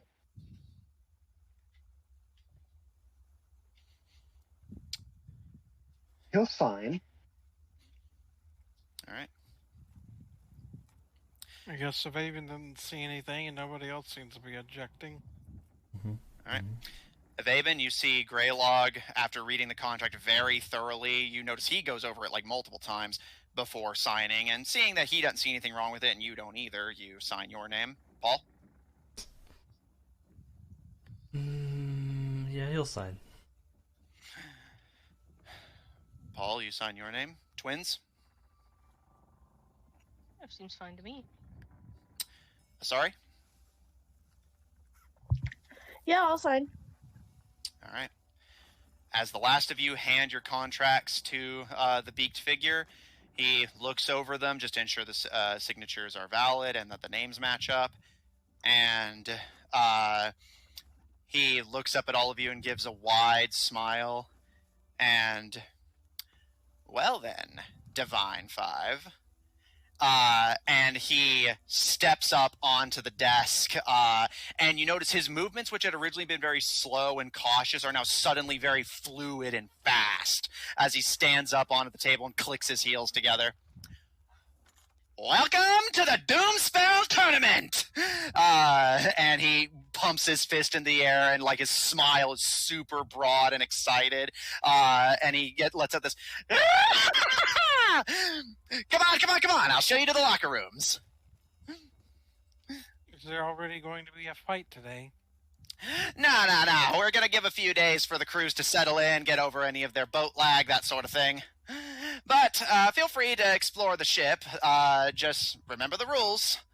And feel free to get to know your teammates. Or, well, fellow competitors, at any rate.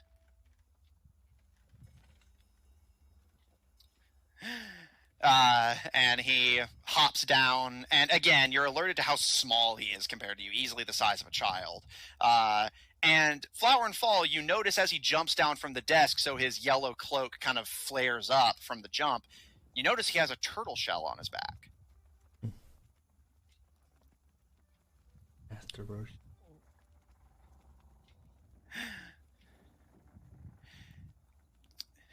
He approaches the door and reaches up to open it, and gives you all a wide smile.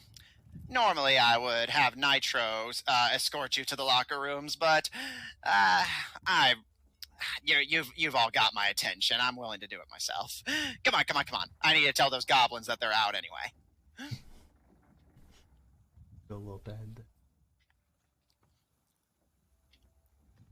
Vaven's just like, this Robin's going to be upset. They are right onto this ship.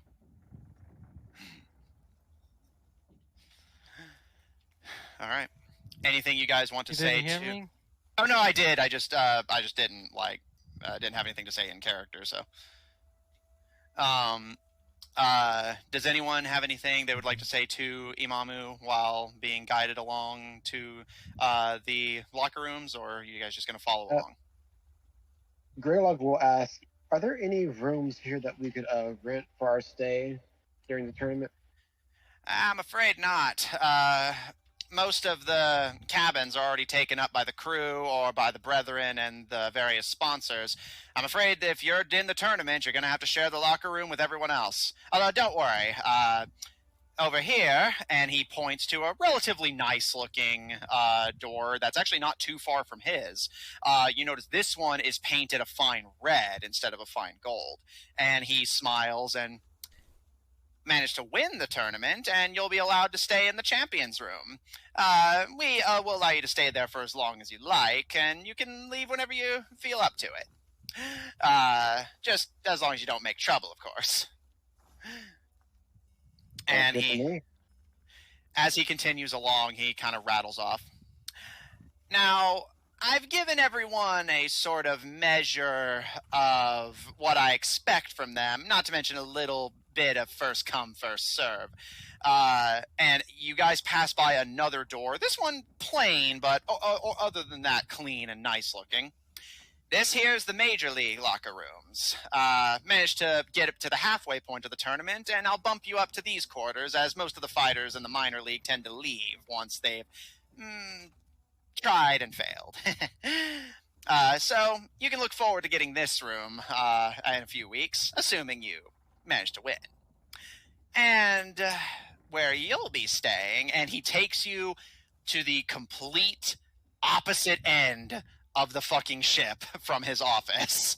And Avaven kind of looking around and, being a ranger, having a very fine sense of direction, you realize Nitro deliberately took you guys the long way to get to Imamu's office. It's not that far from the right turn in that fork in the road.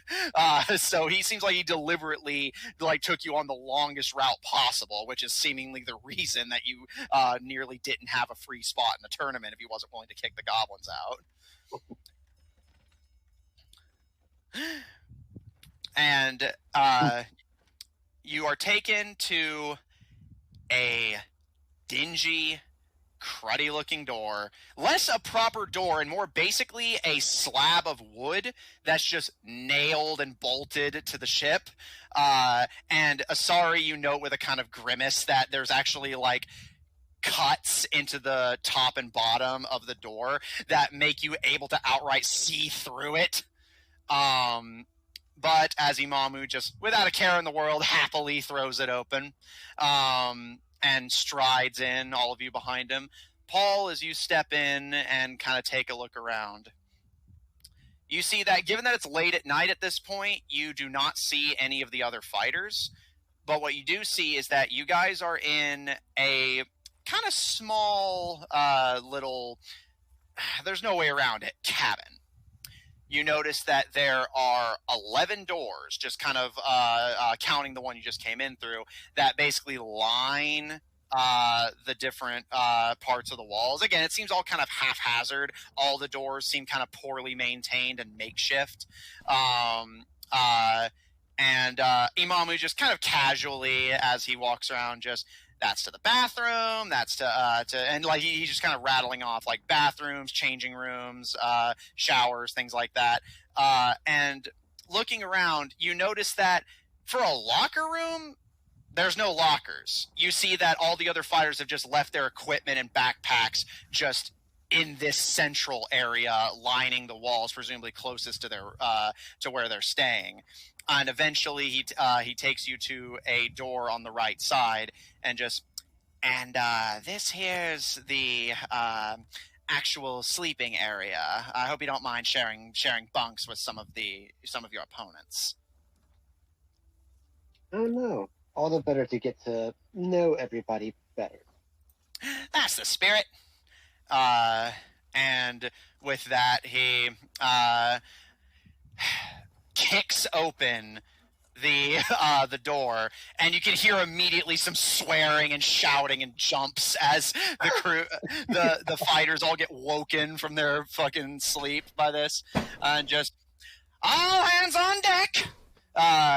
And again, there's this fucking. There's this scuffling sound as like everyone just like tumbles and like jolts around and just seems generally really confused and like have no idea what's going on.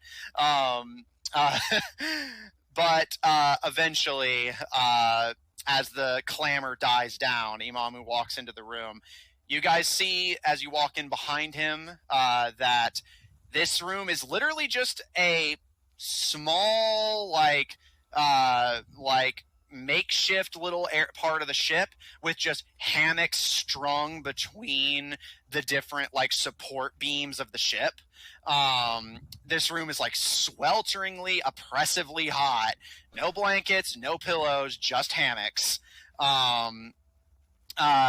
And you can see a wide variety of colorful looking fighters. You can see a bunch of orcs, obviously several humans, all sorts of odds and ends. But Imamu holds up their hands to as the room falls silent. And this here is the Divine Five. They're going to be joining the minor leagues. You hear a pipe up of a very familiar Nifty as he kind of pipes up from a hammock in the back. I thought you said that we were the last ones. You said, and I quote, we're the bottom of the barrel. Imamu, still smiling widely, no change of expression, just like, you were, but then I found these fellas. Get out.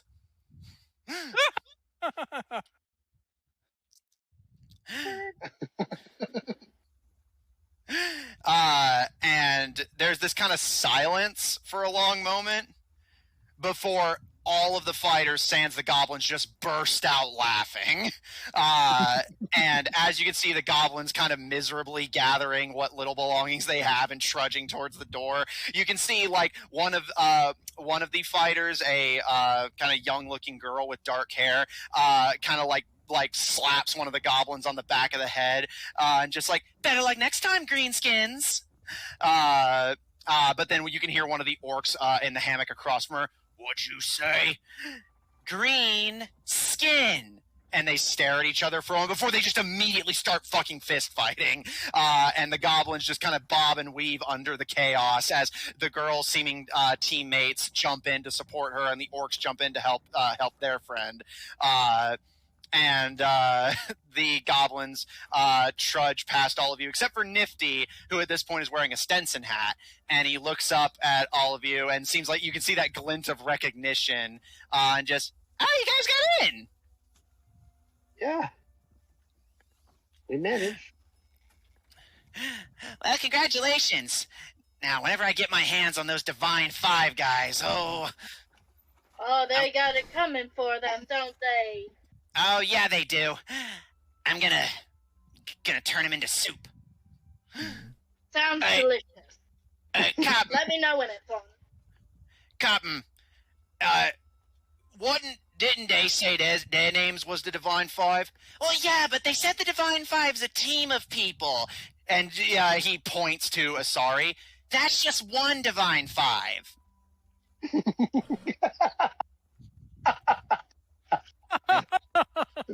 Do I see that little one goblin that was threatening me, saying I need to stick with one eye open? Yes. As he's going by, I'm going to say, well, guess I don't have to sleep too easily with that eye open. Just you wait. We'll be back. And when we find out who these Divine Five people are, there's gonna be goblin hell to pay. And you can see a young female goblin kind of puts her fists up in the air and just, we'll show them the fury of the small! Fury of the small! And like the cheer goes up between the goblins, and they manage to leave in relatively good spirits as they grab their bags from the center locker room and start making for the exit. How does feel bad? I don't. I said almost. Well, come on. They were gonna get beaten up way too quickly. You can see Imamu at this point is focusing on breaking up the fight between the orcs and the humans. And once that's settled down and you guys have a chance to step more into the room, just surrounded by a maze of bodies just slumped in the hammocks and trying to ignore the noise and get back to sleep, as at this point it's nighttime. But Imamu puts his hands together and, all right. I don't want any of that infighting on this vessel. You, and he points to the human girl. I don't want language like that on my vessel. And you, and he points to the orcs. Try to save it for the ring. And you can see the orcs just give like dark, like snarling grins to the humans. The human girl just sticks her tongue out at the orcs in return. And just, I know we're all opponents here, but that's no reason to think of each other as enemies. Let's have a good time, follow the rules, and be good sports about this, all right? So you get into the ring, then you can tear each other apart. You can see attention in the room is now directed at you. And you can see one of the orcs kind of like tilts their head at you, seeming kind of surprised. Figured and, me. And like, yeah, the orc kind of glances to his buddies and just, is we allowed to tear arms off? Oh, I think we can tear arms off. Do not tear any of my fighters' arms off, please. It's going to be a pain to regrow them. And he spins on his booted heel to look over the five of you. That goes for all of you as well. There's probably going to be some, what's the word? Initiation of a sort. These people have had a few hours to get to know each other, so don't feel too bad if they decide to rag on the new guys. But if anyone gives you trouble, please come find me. You know where my office is. I will step in, and that goes for all of you. I won't play favorites, but if I catch anyone breaking the rules, expulsion from the tournament and from Plundan. No exceptions. And contracts, and you just said it, if you catch them. I can't imagine what you're going to do if nobody gets caught. He gives you a smile over his shoulder, and you swear you can see like a wicked gleam in his eyes as he grins at you. Well, that's why I'm asking you to let me know if you catch anyone. Trust me, if I catch anyone trying to mess with my things, we'll be one step closer to the next round. You can hear some chuckles go up among the orcs, and you can hear a few other people kind of chatter quietly amongst themselves. As Vaben, you've already made quite a bit of a impression, but towards the back of the sleeping area, you can hear a distinct as someone spits at the floor towards you.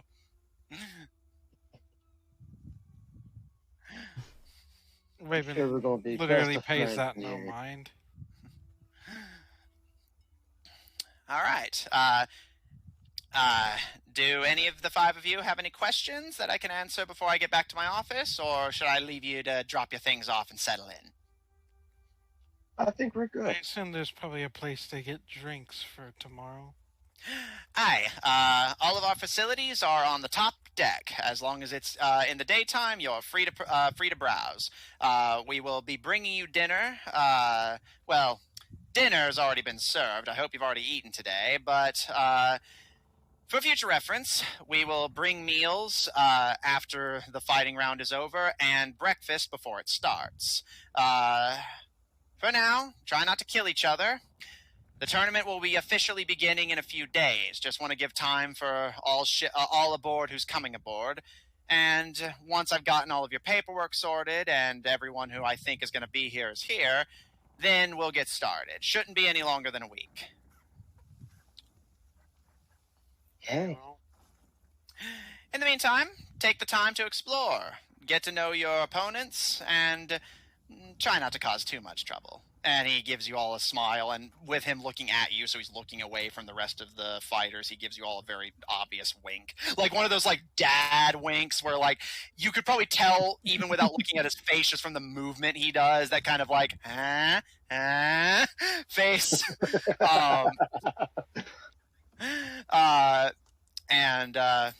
Raven's just like, I make no promises other than what I already did by signing that paper. That's what I like to hear, Vaben. All right. Any questions? Not really. All right. Bathrooms are in the doors across from you. There's closets if you feel the need to have your stuff be a bit more secure. But feel free to just leave your belongings in the locker room. And we will be locking the doors. So, well, you read the contract, same as everyone else. Don't make trouble. When the sun comes up, feel free to explore. All of our facilities and entertainment areas are on the top deck. The deck above us is mostly reserved for production, kitchens, and whatnot, but you're free to wander those areas if you wish, as long as you don't pilfer any snacks. Other than that, downstairs is the engine rooms, so no particular reason for you to be down there, but Nitro does enjoy the company. I believe that should cover everything. Any questions? No. No, not really. All right. In that case, it's been a pleasure to meet all of you. Feel free to come to me if anyone gives you trouble. I am expecting great things from you, Divine Five. Very great things. Ultimately, it should be quite divine. And he kind of pats you on the side. Excellent, excellent. All right, in that case, assuming that you don't have any business with me over the next few days, I'll see you all at the tournament announcement. Good luck, have fun, and is there anything I'm forgetting? Oh, right. And at this point, he's walking past all of you and is about to go back into the main locker room and presumably leave, but he turns on his heel, framed in the doorway, as he seems to have recalled something. Before I forget, most of the ship gets locked down during the night. We obviously have a bunch of strangers, and it puts everyone's minds at ease for the doors to be locked. So make sure you take care of anything you need outside of this room before the sun goes down. And if you hear any strange noises, don't worry too much about it. Okay. That's all. See you guys in a few days. And he gives you all a bow, but then like drops out of it into just a friendly, casual wave. And with that, turns on his heel and leaves the locker room. And sure enough, as soon as the locker room door is shut behind him, given that this door, being so simple, doesn't really have a proper lock, you can hear the sound of a wooden plank being locked into place to bar the door shut, leaving you all sealed in the locker room for the night, surrounded by your opponents in the future battles to come. Are all the hammocks like? Are they like double stacked, or is it all just one level of hammock? They're most of them are double stacked, although you can find a few that are outright triple stacked. It seems, as far at least at an obvious glance, no obvious hammock is left like by itself. And you imagine even if there was one that was by itself, those probably would have been one of the first ones to be grabbed. Raven's gonna try to make sure he grabs one that's close to the ground. Okay. Because he's just gonna put his stuff right there while he meditates. Which I'm pretty sure elves are more aware when they meditate. Yes, basically you can't be just straight up ambushed. Now someone could still sneak up on you, but basically no one's going to be able to like just walk up to you and like, mess with you like they probably could with someone who's outright asleep. Alright, well, the baby's gonna get settled in.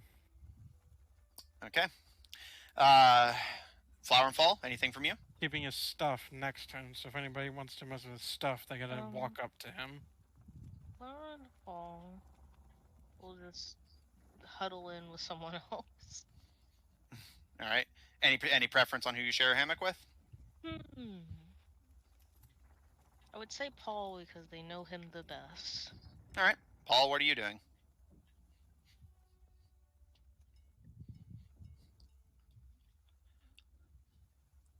All right, we'll come back to you. Sorry, what are you doing?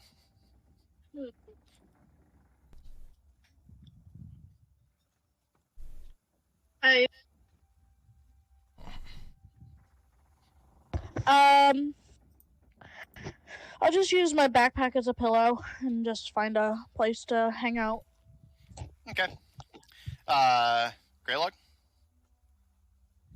I'm gonna go into the corner, use the corner as like a spot to lean back with my backpack.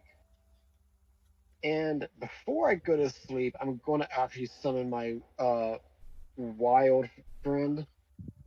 Your wildfire spirit? Yeah, to keep watch while I sleep. I mean... Okay. Hey, they never said anything about fire being against the rules. Yeah. I read the contract multiple times. Nowhere did it say no fire. Well, yeah. I'm just thinking, like, man, there's no space for him. It's a bit of a squeeze, but it's doable. Yes. Anyway, I'll do it in a way that doesn't hurt anybody, but yeah, Paul is just gonna kind of make sure he's like gets just kind of situated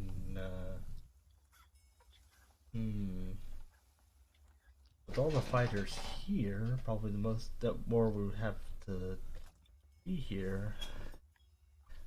Let's do some spells. Detect poison disease. Okay. All right. We'll come back to you. All right. So, Greylog, setting your backpack against the corner, you follow your party as it seems that you guys are basically going to be commandeering the hammocks that were being used by the goblins, as the only alternative is that you guys sleep scattered away from each other and among your opponents, which, since it seems like you guys are being very cautious, probably you don't want to do. So, Greylog, you follow Avaben. As Avaben, you find one of the hammocks the goblins were using. You notice to your displeasure that the goblins seem to have gotten the one that nobody wanted, which was basically 2 sets of hammocks in sets of 3 that tie to one central pillar, and then because it's in the corner of the room, and then stretch out to basically like go out. So basically, you guys are in the corner lining the walls. Greylog, you nestle in between the wall and the support column, and picking a spot that doesn't seem like it would injure anyone, you conjure your wildfire spirit as fire, smoke, and light immediately fills up the room. And immediately you can hear all of the fighters just start shouting, swearing, and complaining. And you can see one man in the opposite corner of all of you. Seems like his team also got the shit end of the stick. Is kind of pulling a black Stenson over his head and just, my fucking God, mate, put that out! Get over it. He actually does give a bit of a chuckle at that and just, oh, I'm gonna have fun with you. Also, You'll make a is hell of it a very rug, Smokey. bright? Because isn't he like right next to a Vaven? Yep. And it is very bright right next to a Vaven who is very sensitive to light. Yep. Vaven's just going to look over at Greylog. It's like, you don't have something a little less, bright? Just put something over your head. If you don't want to go to sleep just pressing this slot, then my friend stays. No, you could always make a deal. You could say you can let your friend go away, and nobody messes with them. And then there's no light. Except, no offense, you guys, your pirates are nefarious for lying. The most likely individuals to lie. You can hear some scoffs and mumbled swears from the people around you, but the man who had spoken to Greylog before, on closer inspection, appears to be a human man, kind of late 20s, early 30s, curly brown hair, a relatively attractive face, although it seems like he's recently been putting on some weight, and he's wearing blue cotton clothes and a black Stenson, and he just kind of rolls his eyes and just like, we're not pirates, right?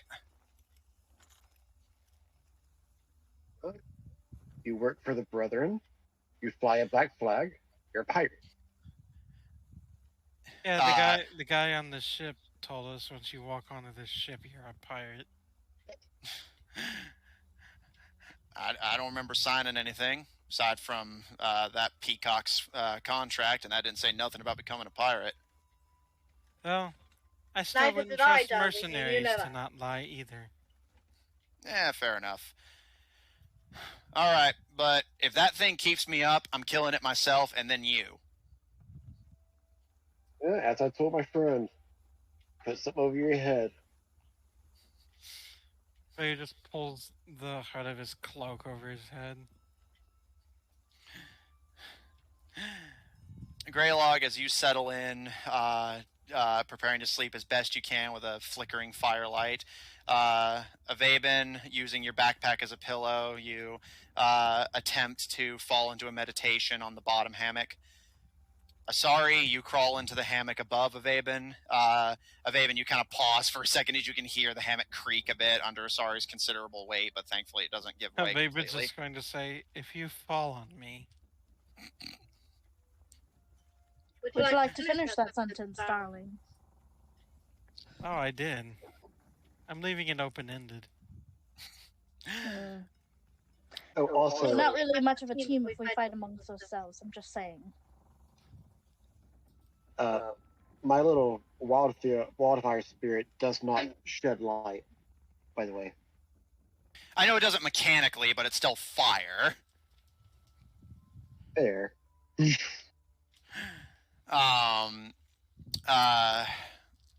remember, rule 0. If the DM says it, it is so. Mm-hmm. Flower and Fall, you flutter to perch on Paul's shoulders. And Paul, you kind of glance around and note with some interest that given the situation, it seems like the party is just sleeping all in the same row of hammocks, which surprises you. But you instead direct your attention to those around you, and you cast Detect Poison and Disease. Now, there's a lot of people in this room who come from a wide variety of backgrounds. So I'm going to rattle off as much as I can without just, going into a bunch of unnecessary nonsense. Mm-hmm. Here, let me switch over the music as well. First, in the realm of diseases, as this is the thing that catches your attention easily the most, like without any question. The first thing you notice is that several people in this room are infected with a disease that, while you're not like intimately familiar with it, at least not that you've said, you don't know the actual term for the disease, but you know what it is. Several people in this room are infected with the disease that turns you into a vampire. You don't, and of course, given the nature of the spell, it seems that they're all sleeping in the same set of hammocks. It appears a team of vampires is among your competitors. Mm-hmm. And you have to sleep in the same room as them. Now, that it was considered a disease, right? Yes. I'm gonna go over to. Okay. Flower and Fall, do you follow?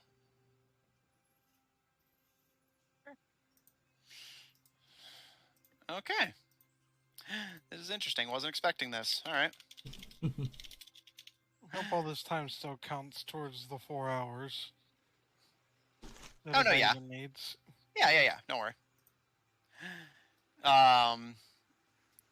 As you approach, Paul,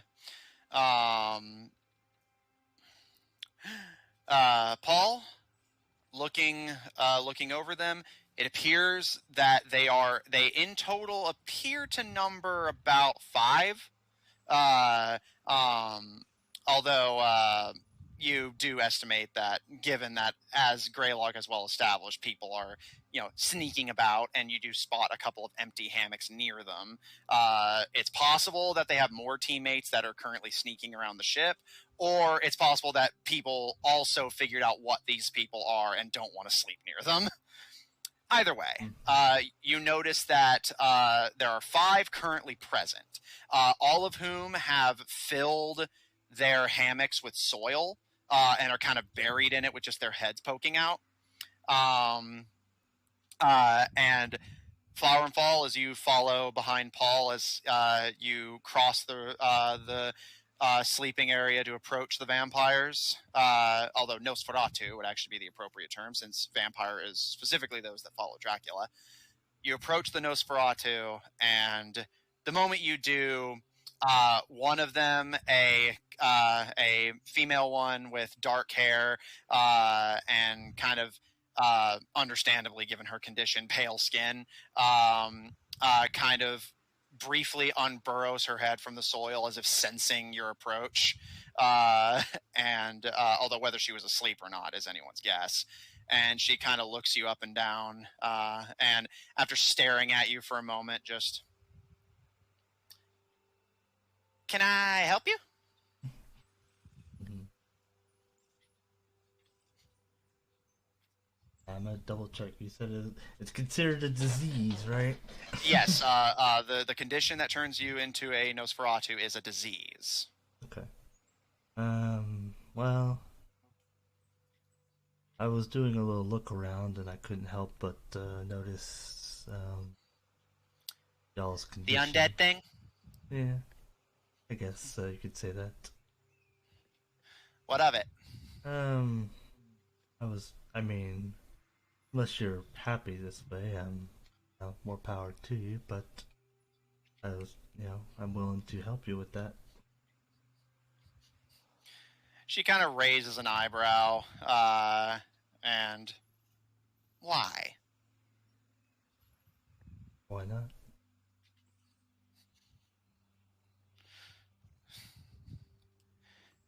She kind of blows some of the hair out of her face that kind of was like falling around it, and stares at you for a long moment, and kind of glances to Flower and Fall, and eventually she speaks.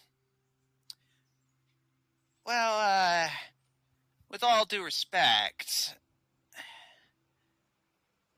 I don't really feel the need to, you know. And she kind of wiggles in the dirt a little bit. I think my team and I are just fine the way we are. Thank you. I thought I'd offer, something. She seems a little suspicious, but kind of looking you up and down, she eventually gives you a kind of cautious nod. Thanks. No, we're good.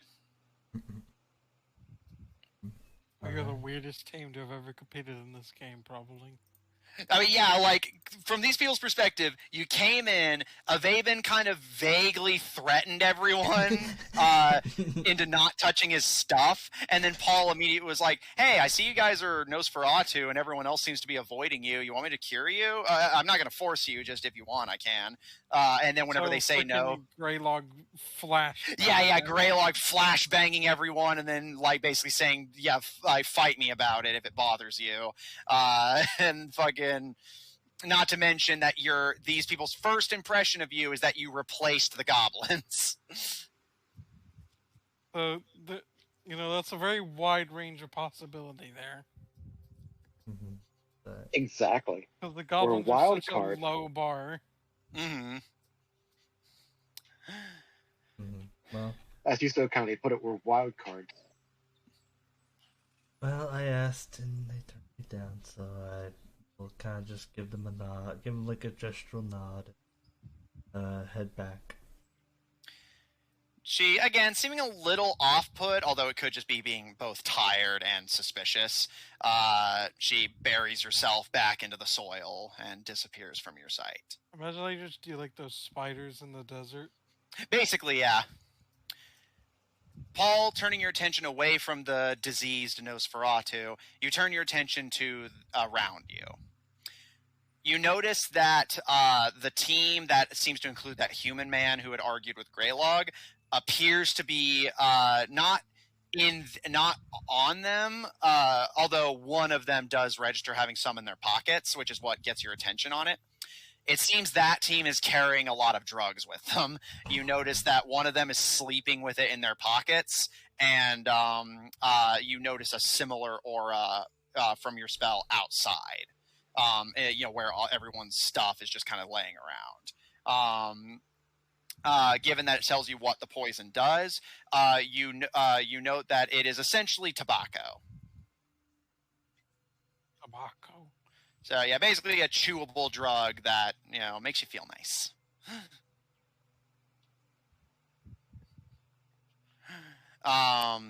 You notice several fighters from just all sorts of different teams are carrying poisoned weapons. You can't tell which belongs to what, as again, most of their stuff is outside. But you know there's a lot of poisons and poisoned weapons outside. And again, they seem so scattered that it must be just possessed by multiple teams.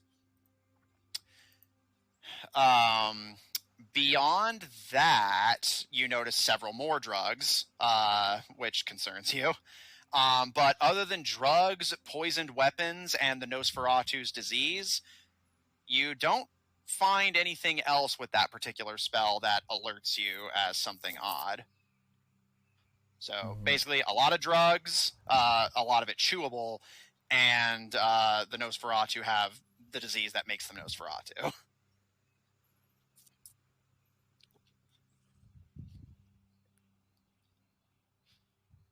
Gonna cure them all, but to be fair, you can try again whenever you're not like waking them up for the third time in an hour and being like, "Hey, you want me to change your whole life, person I just met?" Yeah, maybe not lead with that one next time. I mean, hey, you're going to be sharing a locker room with these people for a month, so y'all have plenty of time to get used to them and try again. Or at least for a couple weeks, and assuming you make it to the major leagues. Mm-hmm. We have to. We got to get that spear. All right. We have to go all the way. Let's see if I have like a long go overnight. Nope. All right, you done, Paul? Yeah, I will head to bed. Okay. Flowerfall, you follow behind Paul as the Nosferatu return to their death sleep. And Paul, you climb up to the top of the three hammocks, and again, Avaben, your ears kind of twitch, and Asari, your eyes kind of flick open briefly as the hammock now creaks with Paul's fucking heavy ass on the top, Asari's heavy ass in the middle, and then Avaben and his tiny self at the very bottom. And Raven is just like This is absolutely comical. Raven is just like, I'm going to get squished like a bug. And Greylog, as you hear some grumbles from your teammates, you kind of glance and see Paul settling into the hammock on top, and you see Flower and Fall fluttering down to share the hammock with him. And you note that Flower and Fall are putting themselves in some personal danger there, but not your business. But also, you note with some amusement that you honestly kind of half expect Flower and Fall to land on Paul, and even though they're so tiny and light, it would be like one of those cartoon things where like the single grain of sand falls on the heavy object and it finally falls. And you're honestly partially surprised when that doesn't happen. And as the twins settle in the hammock with Paul, Asari, you settle in the middle, Avaben at the very bottom, going back into your meditation, and Greylog pulling your face away from the firelight to try and sleep. There's some mumbled swears, threats, and complaints from the people, especially those nearest to you. But eventually, whether just desperation for sleep after, again, being woken up several times, or just, like, not seeing it as worth it right now, those in the minor league locker room begin to sleep. You all get a long rest. And you have a bit of a stay to look forward to. So with that said, do any of you have anything you would like to do, say, or like just like anything that you want to be doing over the next few days? Because, again, it'll be like a week until the tournament is announced and officially started. So you have a few days. 2 meals a day will be served to you, once for breakfast and then once before bed, so you don't have to worry about rations or water. You're free to explore the ship as long as it's not before nightfall, and you will be coming back to this locker room every night unless you're wanting to do some espionage. I want to explore the ship, maybe make some friends, just kind of get the vibe. Okay. We'll take it one at a time. Paul, what are you going to be doing? Again, you have like a week to kill before the tournament starts, so anything you'd like to do or say? Well, he would like to get his friend, but how little room we have in the thing, I guess he'll wait for that. Okay. But he'll just kind of make sure... He'll just kind of wander around, make sure that everyone's doing okay. Just being a good butler. Okay. Flower and Fall?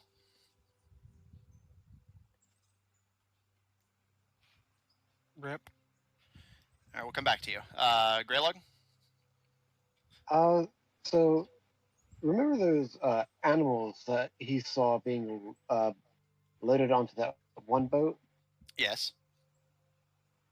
And the fact that when he first flew in, he said that all the animals were going to one specific area. Mm-hmm. I want to go find that area. Okay. So you and Asari will just be exploring the ship and looking around. Avaven? Whoever wants to Maybe get a drink. Okay. He's gonna need it. All right. And Flower and Fall, you back with us? Yes. Okay. What would you like to be doing over the next few days? I'll go explore around this big place. It's very cool. All right. Do you want to just join Asari and Greylog then, or My temptation is to say no, but I will. Okay.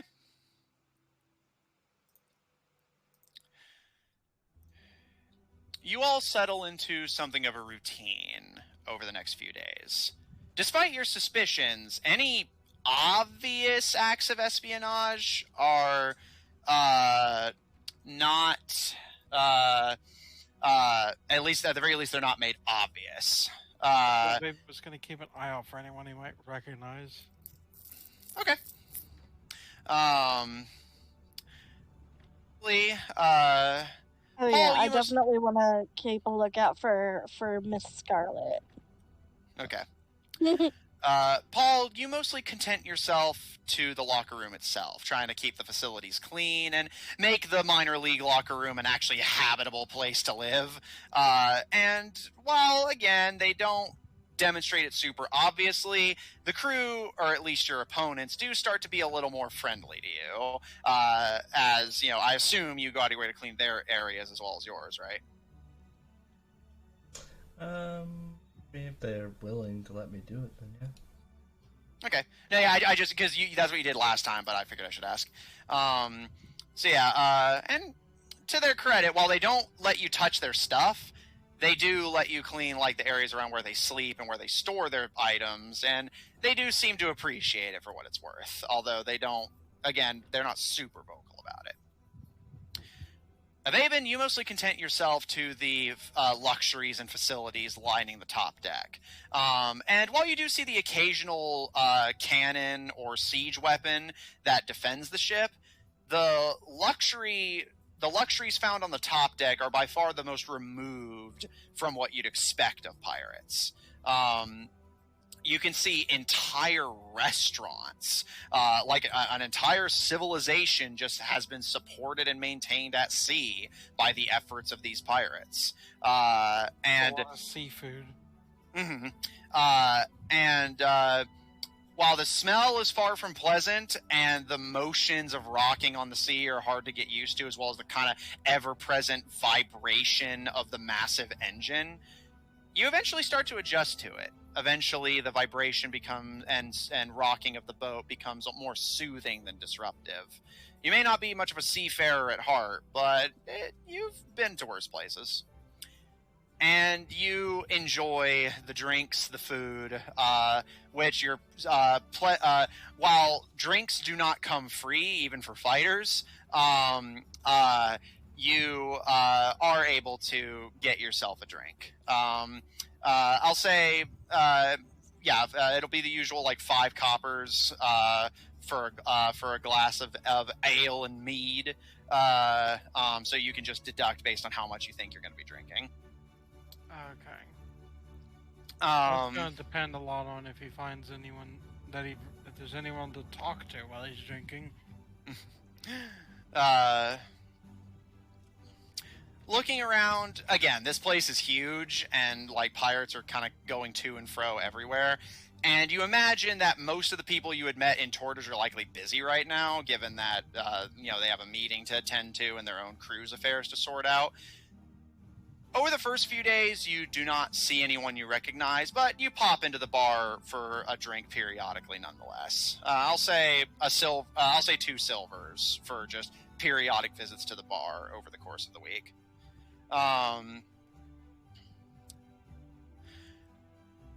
Finally, Asari, Greylog, and Flower and Fall. Once the 3 of you have gotten your bearings, you go exploring. Obviously careful to keep it during the day. I'd say by the time you guys are doing your exploration, you've been here for about maybe 2 days. Again, enough time to get used to being at sea all day and things like that. Flower and Fall, you're just excited to see the sights. Asari, you're attempting to form some alliances, and Greylog, you have a stable to find.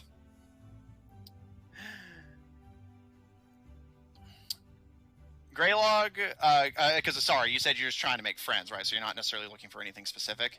No, I'm just looking to make friends. Alright, so Greylog, roll investigation, but I'll give you advantage. Since you're the only one who's looking for anything specific, so.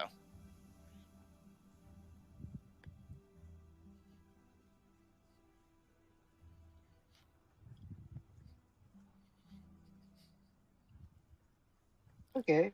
The first one was a 9. The second one is an 18. Okay.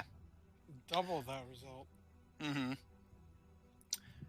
Flower and Fall, you tag along with Asari and Greylog as they start to wander the ship. More Greylog leading the way, looking for where the animals are being kept. But Asari, you follow behind, just if nothing else, an excuse to explore the ship and make friends. And Flower and Fall, you're just delighted to be here. Starting on the top deck and working your way down progressively. You guys have to make several trips of it, as again the ship is huge. But as Avaben's already found, the top deck has a lot of luxuries to be had. You see stalls are being set up for pirates from isolated parts of the world to sell off exotic wares. You can see a dark elf pirate is selling what appears to be this kind of frozen cream that they claim is from the Yavik Underdark.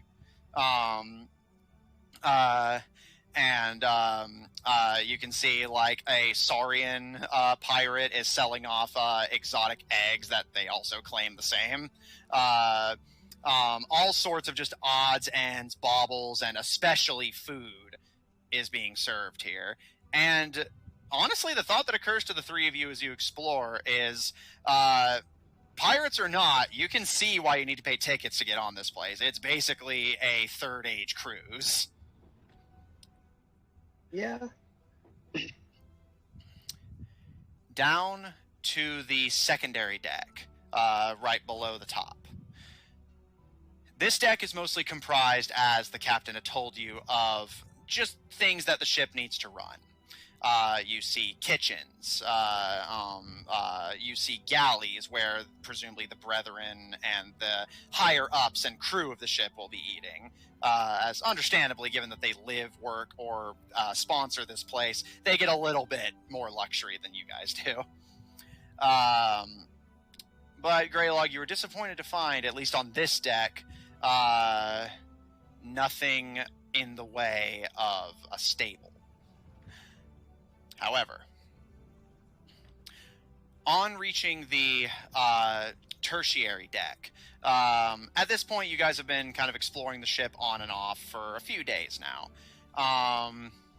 And you're checking just that kind of rounding hallway, as you know that most of the doors lead out to the arena, and you know there's Imamu's office, the champions room, the major league locker rooms, and the minor league locker rooms.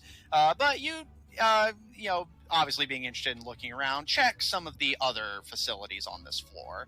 For the most part, they appear to just be storage. However, you do find a couple things that interest you, Greylog. And Asari and Flower and Fall, again, you are here for this as well. You note that several of the rooms you check appear to be storing weapons. You see powder kegs, guns, bows, swords, lances, spears, all sorts of things being stored. But you notice that the doors around your room mostly have just kind of plain, ordinary weapons, or at least as far as you can tell. But whenever you get closer to the captain's area and the major league locker room and champions room, the weapons you see behind the door start to get unusual. You see strange mechanical weapons, some like clockpunk weaponry, and while Asari, you do not have the ability to necessarily just look at an item and go, magic, you can see a few items that look far too ornate to not be magical in nature. It appears a near armory of magic weapons is kept on this ship, as well as an arsenal of plain ones. However, in your searching, Greylog,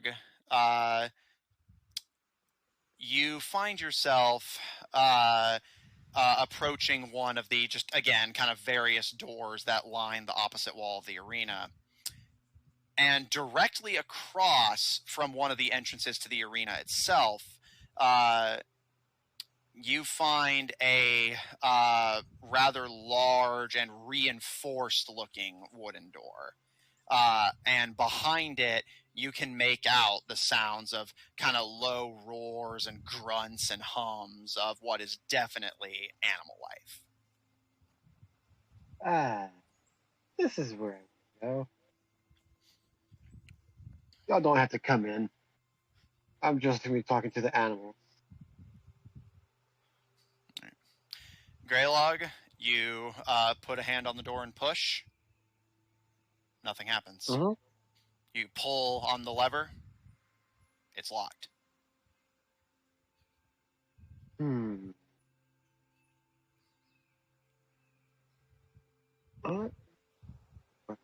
have to.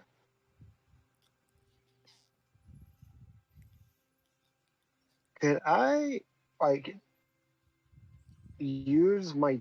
do I have a dagger? I'm pretty sure I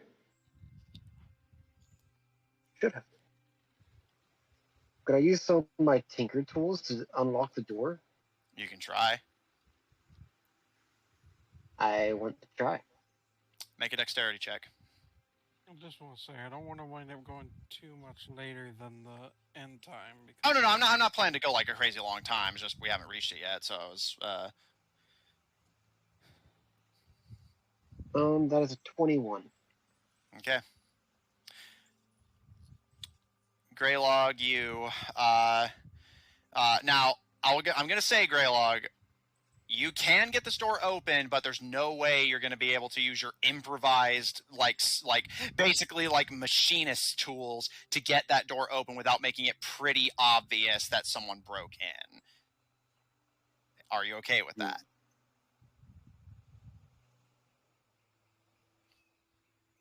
Yeah, I'm okay with it. Okay. Hey, the rules do not specify to going past locked doors. Greylog, you start carving through the doorway as lacking any tool fine enough to actually pick the lock. You basically have to settle for basically hacking the lock off. It's a loud, clumsy process. Flower and Fall and Asari, you are in the pleasant situation of tensely... in a pleasant situation of tensely listening to this kind of sound of scraping metal as Greylog works on getting the door open. And there doesn't appear to be any immediate crew of Plundan nearby. However, Asari and Flower and Fall, you both notice that a pair of figures appears to be winding the turn of the hall near where you guys are.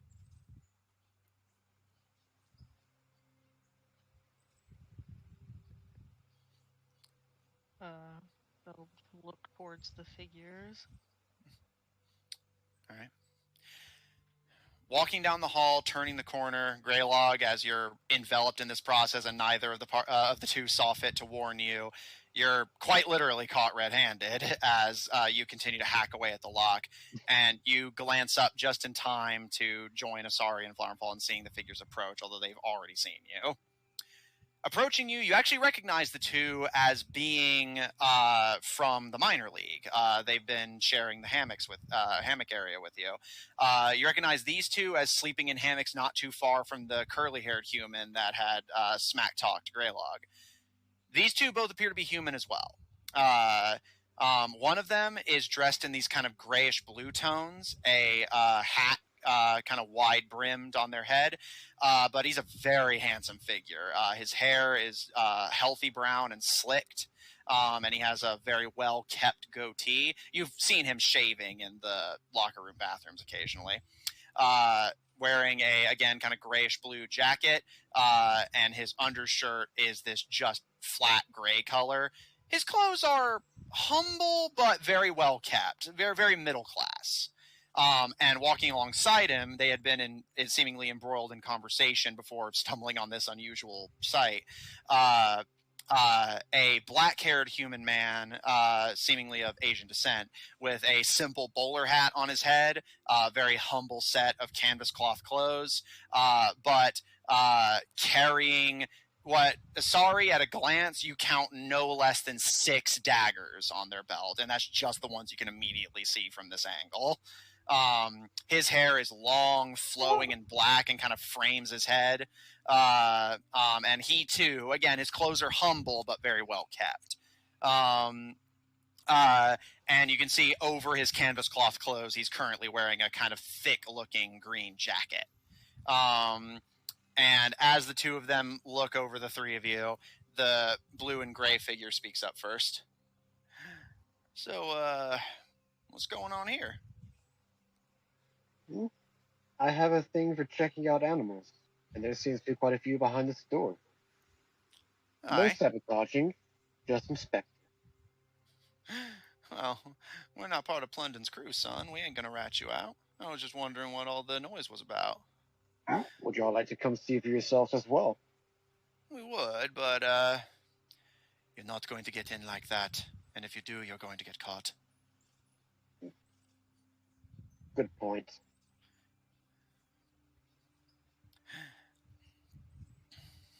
Y'all have any better ways? The man kind of smiles and crosses his arms. Oh, we just might, if you can offer us something in exchange for our services and valuable time. I'll pull out 5 gold. Would it suffice? They kind of look to each other, think for a minute, and then he approaches you, Greylog, and puts a hand on your shoulder, and his eyes are just so, like, kind and soft, so much easier on to look into than the kind of beady, suspicious eyes of the other pirates. And he gives you a smile and, that's about all right, son, but how about double that?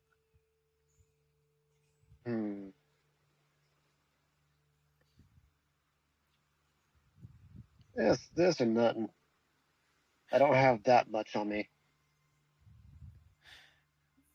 All right, is that true? Oh no, it's a total lie. Make a deception check.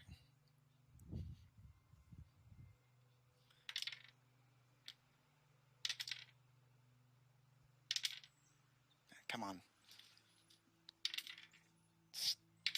Dirty 20. He kind of takes his hand off your shoulder and puts his hands up and steps back. Well, if that's all you got to offer, I'm afraid there's not much me and my friend here can do for you.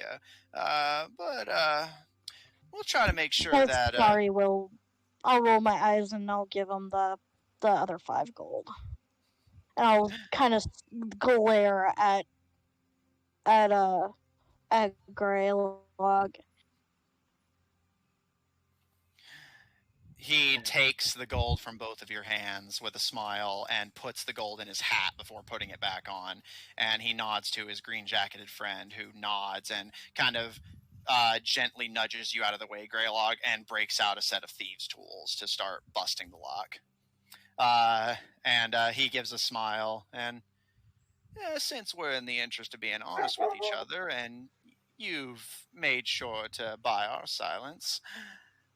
In truth, most of the doors in this area are supposed to be locked 24/7 whenever they're not being used for the fights, but we figured it might be in our best interest to get an idea of what we're working with. We've been cracking a few of the locks along the way. Exactly. Although I can't imagine what use you're going to have for the animals, unless you plan on setting them loose and killing everyone, but how you plan to get in the spear then? Well, it depends on how they plan to use some of these animals. I saw some very interesting ones getting loaded back into the town. Exotic animals. It's always been a Plundan tradition. Exactly. So if they put those in fights, well, best to know what you're up against. I couldn't agree more. mind if we partake in this exchange of knowledge? Well, by all means. He gives a smile as his friend busts the lock open. This time, stealthily. Other than the holes and damage you've carved into the surrounding lock, you would never guess that someone had busted this lock open. And that is where we're going to end tonight's session. Oh. Alright, I'm gonna. Hope you had fun. Yep. Just Night. gotta get up. Yeah, do what you gotta do. Night. Night. And then tomorrow is at 7, right? Yes, but I still gotta do the outro. But yes, I'll get to that when I get to that. Sorry. If you want to see more of my DMing, check out twitch.tv/gramcrackers, GRAMECRACKERZ, for my Friday campaign, The Goldshine Investigations, at 7 o'clock Central Daylight Time, featuring a party of investigators trying to unravel the cultish conspiracy that threatens to plunge their home into war. Check out our website at officiald5hub.info. Resurrect from the grave like a filthy necromancer exploring a pirate ship. Check the link in chat to join our official D5 Discord server if you want to hang out with us directly, and support our episodes posted on Spotify, Apple Podcasts, Pandora, Google Podcasts, and the iHeart Podcast Network, wherever you happen to get them from. For our audio listeners, catch us live on Mondays at 9:30 Central Daylight Time on twitch.tv/OddTornadoProductions, and the Odd Tornado Productions YouTube channel to catch up on what you missed. And check out Odd Tornado Productions official on Tumblr to find links to our other works, including our Paladins Twitch channel at twitch.tv/AustinFreak123.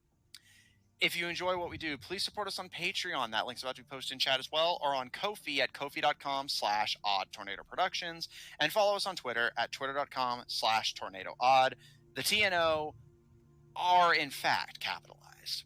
And if you enjoy this party and want to see more of them, or if you already catch our Tuesday games, there is going to be a slight change of schedule for the foreseeable future. Our Tuesday game of Black Ink and Blue Blood, featuring a party of politicians and nobles trying to unravel a political conspiracy if they can stop stabbing each other in the back long enough to do so.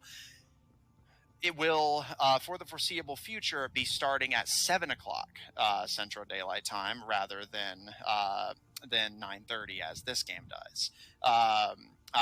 We are doing this for reasons that will be discussed tomorrow, but so that everyone at the table and everyone at home is aware. So that's 7 o'clock Central Daylight Time instead of 9:30 Central Daylight Time.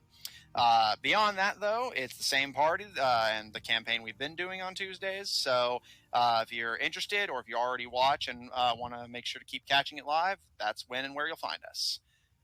I think that's about it, though. So thanks everyone at the table so much for playing. Thanks everyone at home so much for watching. And we'll see you all next week.